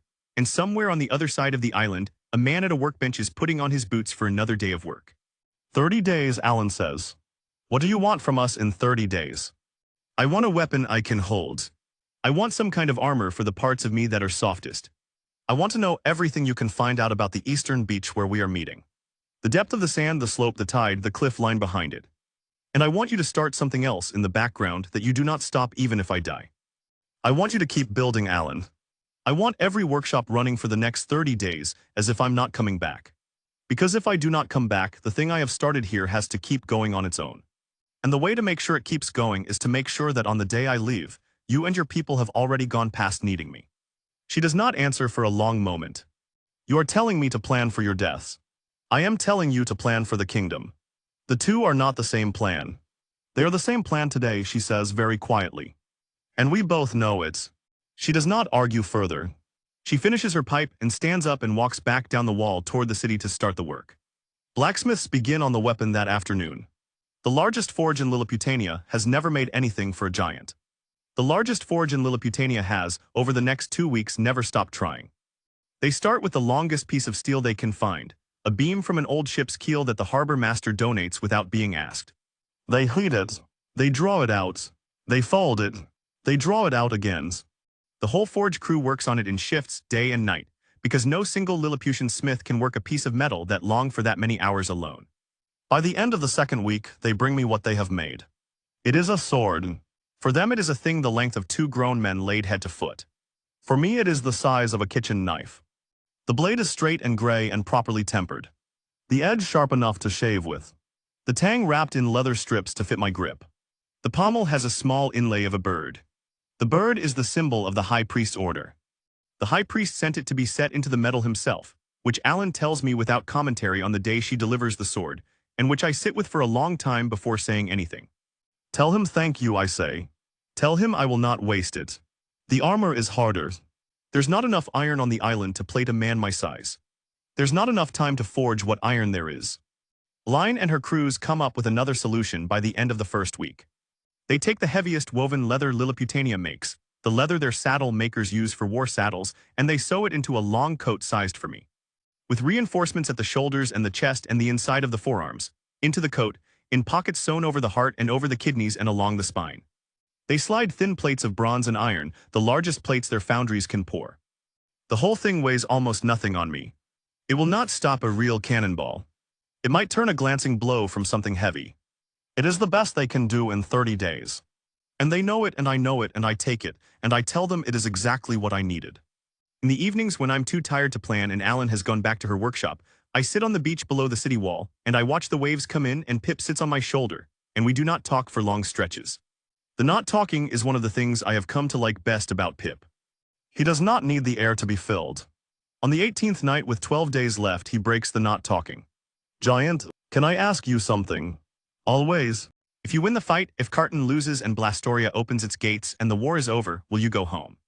I do not answer right away. I have not asked myself that question in a long time. I have been very careful not to ask myself that question. The shape of it has been waiting at the back of my head for weeks. The way some questions wait, knowing that you will get to them when you are ready and not before I look out at the sea. The sea on this side of the island goes west, and west is in the direction of Tokyo, somewhere very far on the other side of a Bermuda Triangle that may not even be a place that connects to any other place I have ever known. Pips, I do not know. You do not know if you can go home, or you do not know if you want to. That is too sharp a question for a 12-year-old. It is exactly the right question. I think both. I think I do not know if there is a way back at all. And I think if there were a way back, I'm not sure anymore that the place I would go back to is still home. Home is supposed to be the place where you fit, the place where you have work that matters, and people who notice when you sit down to dinner with them. I had an apartment in Tokyo. I had a job. I had 2 coworkers who knew my name. I had nobody who would notice if I did not come back from Florida. The truth is the truth, Pip. The day I got on that plane, the place I was going home to was a quiet apartment where nothing was waiting for me. And here on this island, with you and Alan and Ryan and the king and the seamstresses and the bell ringers and the alchemists and the children who painted the lower halves of the owls. I have more people who would notice me missing in one day than I had in my entire life before. He is quiet for a moment. That is sad. It is, and it is also the best news I have had in years, because it means the question of going home has gotten complicated, and complicated questions are interesting questions, and I would rather have an interesting question than a clean one. He thinks about this then very small. I would notice. I know you would, Pip. That is part of what I am saying. We do not talk again for the rest of that night. On the 25th day with 5 days left, Island comes up to my hill in the late afternoon and climbs onto the flat stone table and sits down. She does not have her notebook. She has only her pipe. She holds the pipe out to me. Take it, Ayland, take it. I have another one in the workshop. This one I have had since I was 20. I want you to have it. If you come back, you can give it to me on the wall and we will both laugh about it. If you do not come back, I want it to be on the eastern beach with you and not in a drawer in my workshop, and I want this to be the last conversation in which I owned it. I take the pipe. It is the size of a fingernail in my palm. The bowl is dark with use, and the stem is worn smooth where her teeth have been on it for 20 years. I close my hand around it carefully. I do not smoke, Alan. I know that is not the point. I will bring it back. I know that is also not the point. She climbs down off the table and walks back to the city without looking at me again. On the 28th day, 2 days before I am to leave, Captain Rain climbs up onto my knee with a long roll of paper under his arm and unrolls it on my thigh for me to see. It is a plan not for the duel. For after, Giant, I have been working on this since the day the messenger came. I want you to see it before you go. If you do not come back, if the duel goes against us, if Carton wins and Blastoria comes through the eastern pass with everything Carton still has, this is what we will do. The wall holds for as long as the wall can hold. The garrisons fall back in this order, marked here and here. The aircraft fly cover from this airfield and this one. The fleet engages from these 2 anchorages. The hydroelectric plant continues to feed the workshops, and the workshops continue to make cannons and powder and engines for as long as the city stands. Every Lilliputian woman and child is moved into the high passes here, here, and here, where Blastoria has never gone in 3 centuries and where they will not go now. We can hold for 2 months on the wall alone. We can hold longer if the fleet is creative. We will not surrender. Not after what you have shown us we are capable of being. We are not the people we were 3 months ago. We are the people who survived the day the giant fell on our beach. And that means we are a different people now. I read his plan. I read it carefully. It is good. It is honest about its weaknesses. It is the plan of a man who has thought about the worst case and decided to keep fighting through it. I look up from the paper. This is the most important thing anyone has built in this kingdom in the last 3 months, Captain. Giant with respect. The most important thing anyone has built in this kingdom in the last 3 months is the four of us standing on a hill talking about how to keep Lilliputania alive without you. That was the thing you built. The wall, the cannons, the airplanes, the bulb. Those are tools, the four of us and the kingdom behind us. That is the building. I do not have an answer for that, I nod. I hand the plan back. He rolls it up and salutes and climbs down off my knee. That is, in the end, the moment I understand that I have already won the war. Whatever happens on the eastern beach in 2 days, the Lilliputania that was eating one village a year and singing the names of the lost at the spring festival is gone. In its place is a kingdom with cannons and aircraft and electricity, and a wall and a captain who has a contingency plan for losing me, and a master engineer who has given me her own pipe, and a king who has called me an engineer and laughed about it, and a boy in a pocket who would notice if I disappeared. That kingdom does not need me to survive Carton anymore. It would prefer that I survive Carton, but it does not need me to. That is what victory looks like. When you build it slowly, it looks like the thing you built being able to live without you. On the 30th morning, the morning of the duel, I am up before the sun. I put on the leather coat with its pockets of bronze and iron. I put the longsword through the loop at my hip. I tuck Alan's pipe into the small inner pocket over my heart, the same pocket where Pip has been writing for months, and I tell Pip to find a different pocket today because he is not coming with me this morning, and he does not argue, which surprises me until I see his face and realize he has been preparing not to come for a week. You walk back to me, Giant, he says. He is not crying. His voice is steady.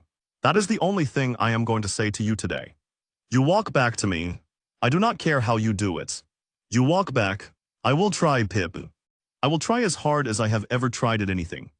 That is the only acceptable answer. Now go. I stand up. I walk through the city for the last time before the duel.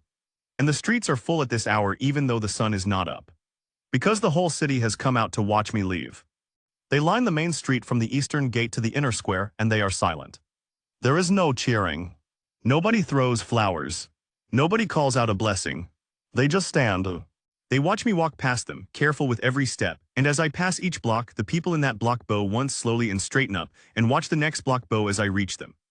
The bow is the bow of a kingdom saying thank you and saying goodbye in the same gesture, and it is the most dignified thing I have ever seen done in any culture I have ever been in. I walk out through the eastern gate. I cross the kilometer of open ground to the wall. I climb up over the top of the wall in one step the way I always do, and I look down once on the western side at the line of small figures who have come up to the wall to watch. They are on the parapet I built for them. They are on the firing platforms beside the cannons. They are on the watchtowers. They are spread the entire kilometer of the wall from cliff to cliff, and there is not a single one of them moving. Captain Rain is there with his arm raised in a salute that I think he intends to hold until I am out of sight. Aline is there at the central battery without her pipe, because her pipe is in my pocket. The high priest is there in his white robe with the bird stuff in his hand, and he has come to the wall for the first time since the foundries opened. And he is looking up at me, and his face is not angry and not afraid, and not anything I can put a name to. Pip is on a tall post built up from the parapet on a shoulder I cannot see, just a small dark shape against the morning gray. I raise my own hand in a slow wave to all of them. The whole wall raises its hand back, 1 kilometer of small hands going up at the same time. I turn and walk east into the pass. The sun comes up over the eastern end of the mountains as I am descending the long road on the other side. I do not look back. Looking back is for people who are coming home for sure. I walk all day and most of the night and all of the next day. And by the morning of the second day after that I'm on the eastern coast, and the strait is at my left hand, and the cliffs of King Carton's fortress are rising in front of me, and at the foot of the cliffs is a long flat beach of dark sand under the rising sun. The beach is empty. I walk down onto the sand. The tide is out. The line of wet sand from the morning's tide is still drying behind me as I walk over it. The cliffs are behind me. The sea is on my left. The open strait stretches away to the horizon, and the dark sand of the beach is wide and flat in every direction. I stop in the middle of the beach. I wait. The fog comes in off the strait while I'm waiting. I do not know how long I have been standing in the middle of the beach. Maybe 10 minutes. Maybe an hour. The sun is up somewhere behind the cliffs, But the light on the sand is still gray, and the gray is going whiter as the fog rolls in over the water and crosses the line of the surf and curls around my ankles and my knees and finally rises up to my chest. I cannot see the cliffs behind me anymore. I cannot see the strait in front of me. I cannot see anything except a circle of dark wet sand around my feet and the white wall of fog at the edge of it. The beach is empty.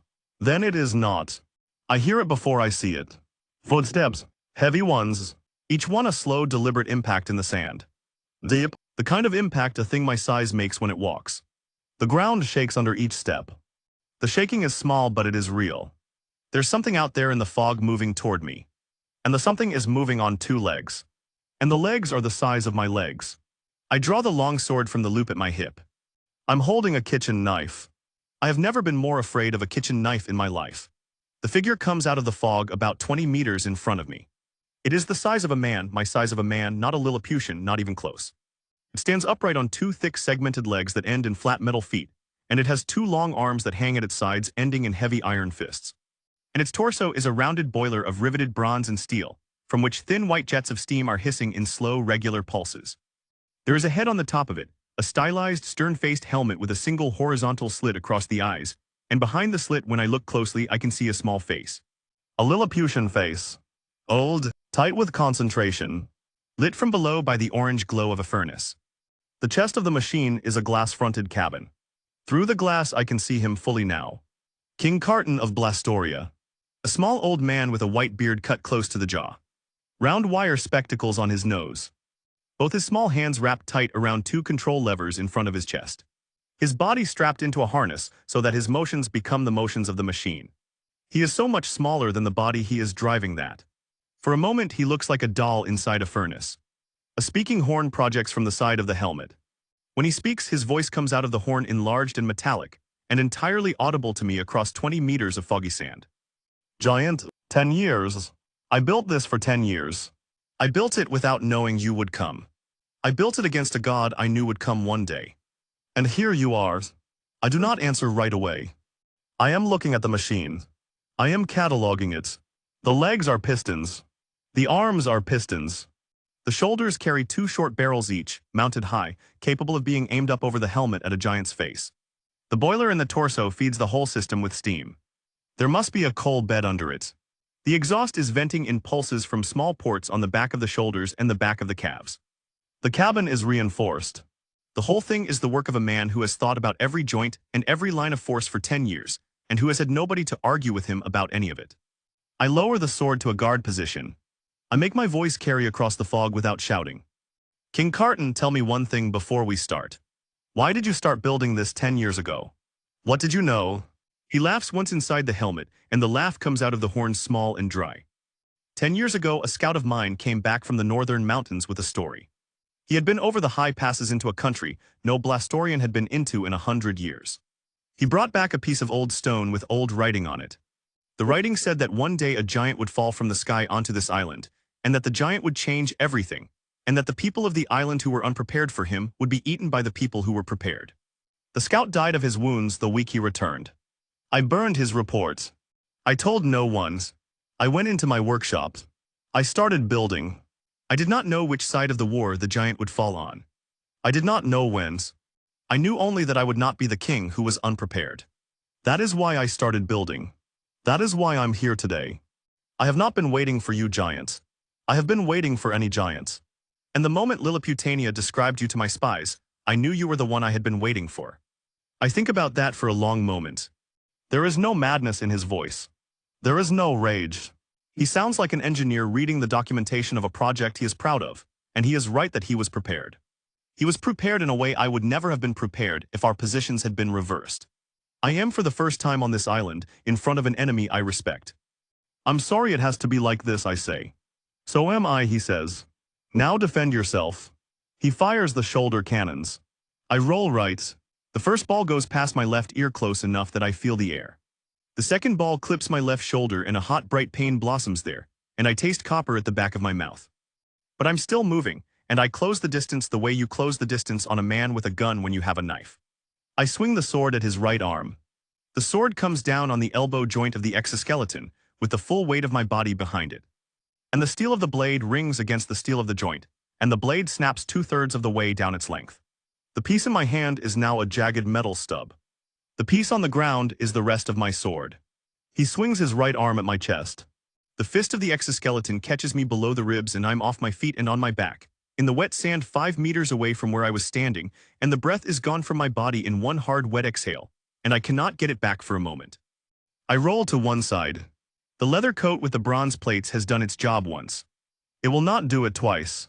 He is walking toward me through the fog with the broken sword still on the sand between us. I get to my knees. He fires the shoulder cannons again. One ball cracks against the bronze plate at my right shoulder, and the plate goes inward against the muscle, and I feel the rib underneath bend in a way ribs do not bend without breaking. The second ball misses entirely. I'm on my feet by the time he closes the last meters. His right arm is winding back. The piston in the shoulder is hissing as the steam loads it. He releases a cloud of white steam from the front of the boiler directly into my face. I'm blind. The world goes hot and white, and I cannot see the machine, and I cannot see the sand, and I cannot see anything. And from inside that white world a heavy iron fist comes out of nothing and catches me on the jaw. And I'm on my back again.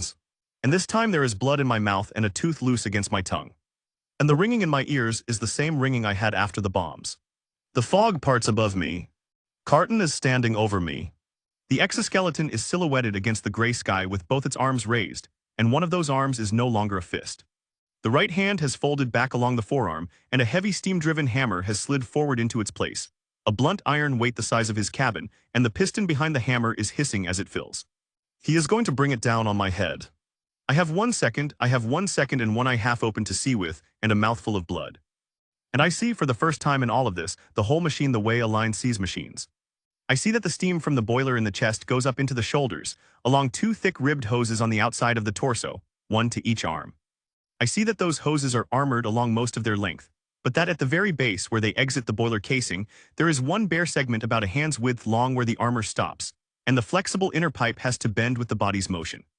I see that this segment is on his right side, on the outside of the right hose exposed to the world, because Carton built this machine to be punched by a giant and clubbed by a giant and shot at by a giant, but he did not build it to be looked at by another engineer.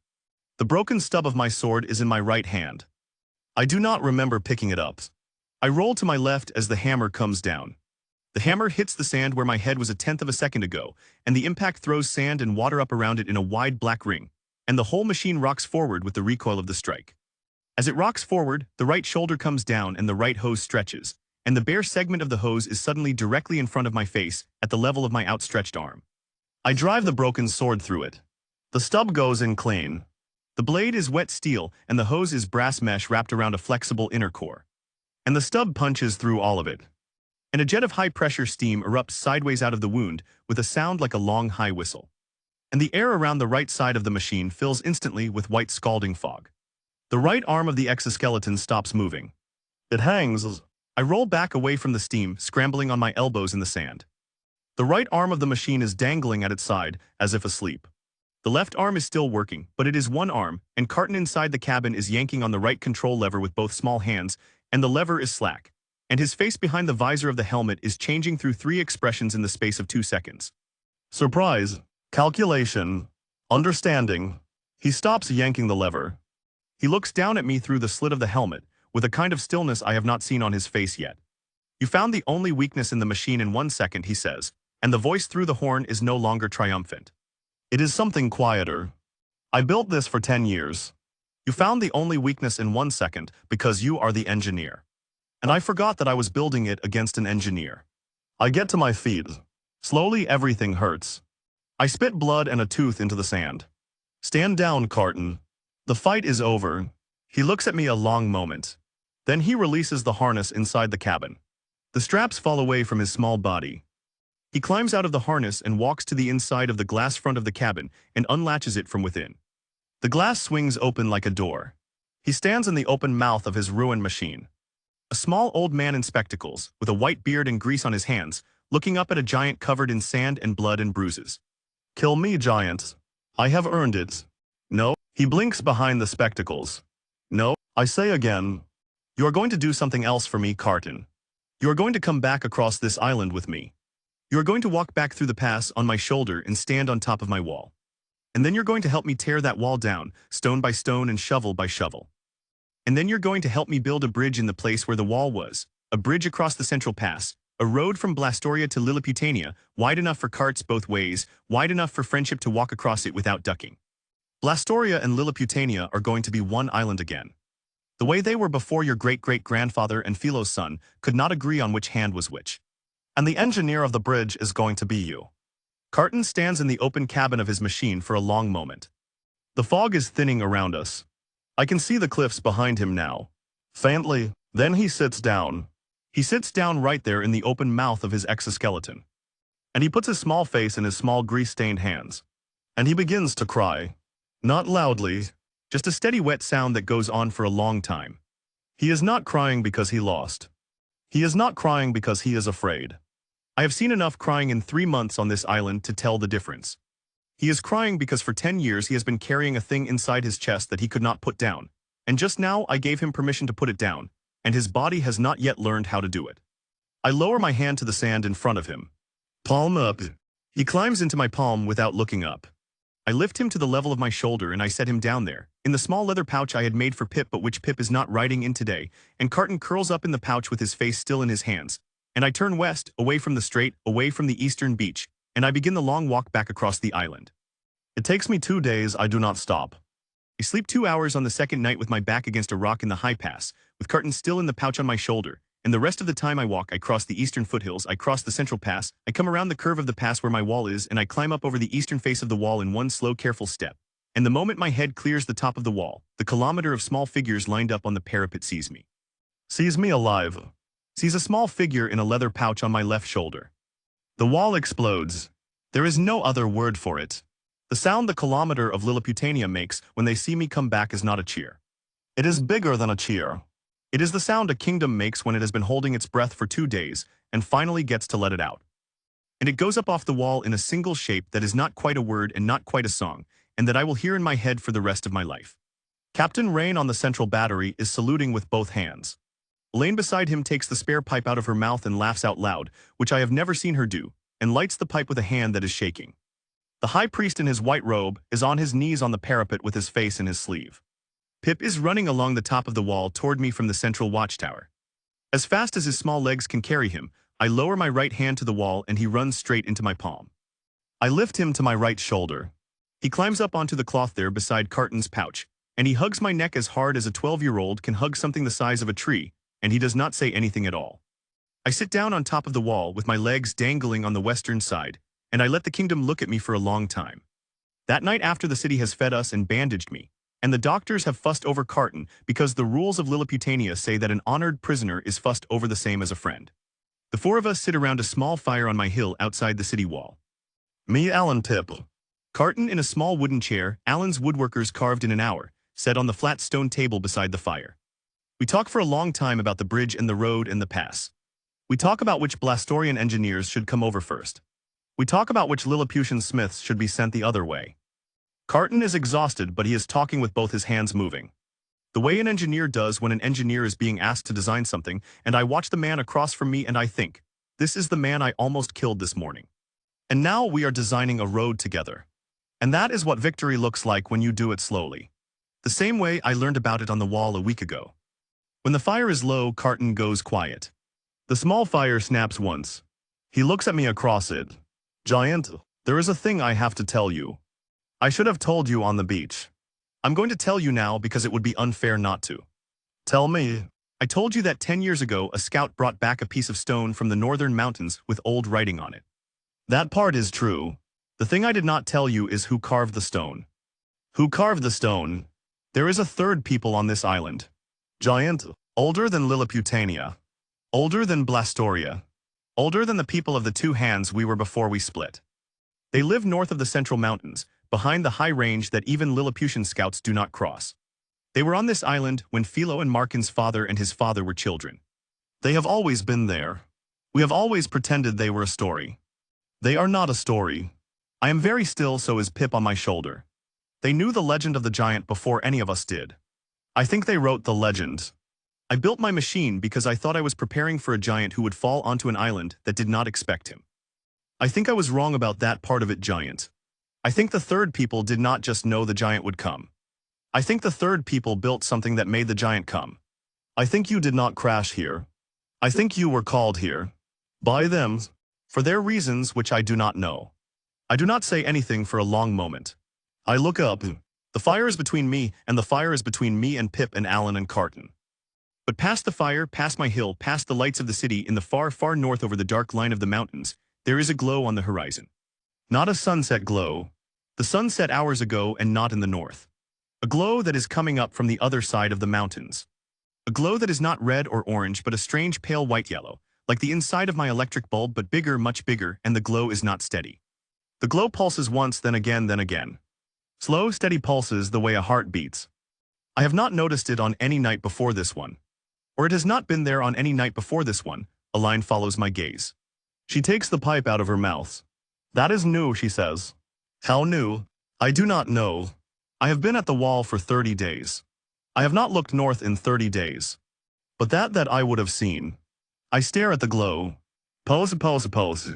Aline, how long do we have before we meet the people of the north? She is quiet for a long moment, watching the glow with me. Giant, you have been on this island 3 months. In 3 months you have changed everything. Whether the people of the north come to us in 3 more months or 3 more years is not up to us. It is up to how much they have already been watching us. And if I had to guess, looking at that glow, I would say they have been watching us for a long time. Pip on my shoulder is very still. Carton in his small chair has gone quiet. I look up at the pulsing light over the northern mountains. Pulse, pulse, pulse, like the heartbeat of something very large, very far away, finally waking up and finding out that it has a guest on its island. I close my hand around the broken stub of my sword in my lap. The fire snaps once more.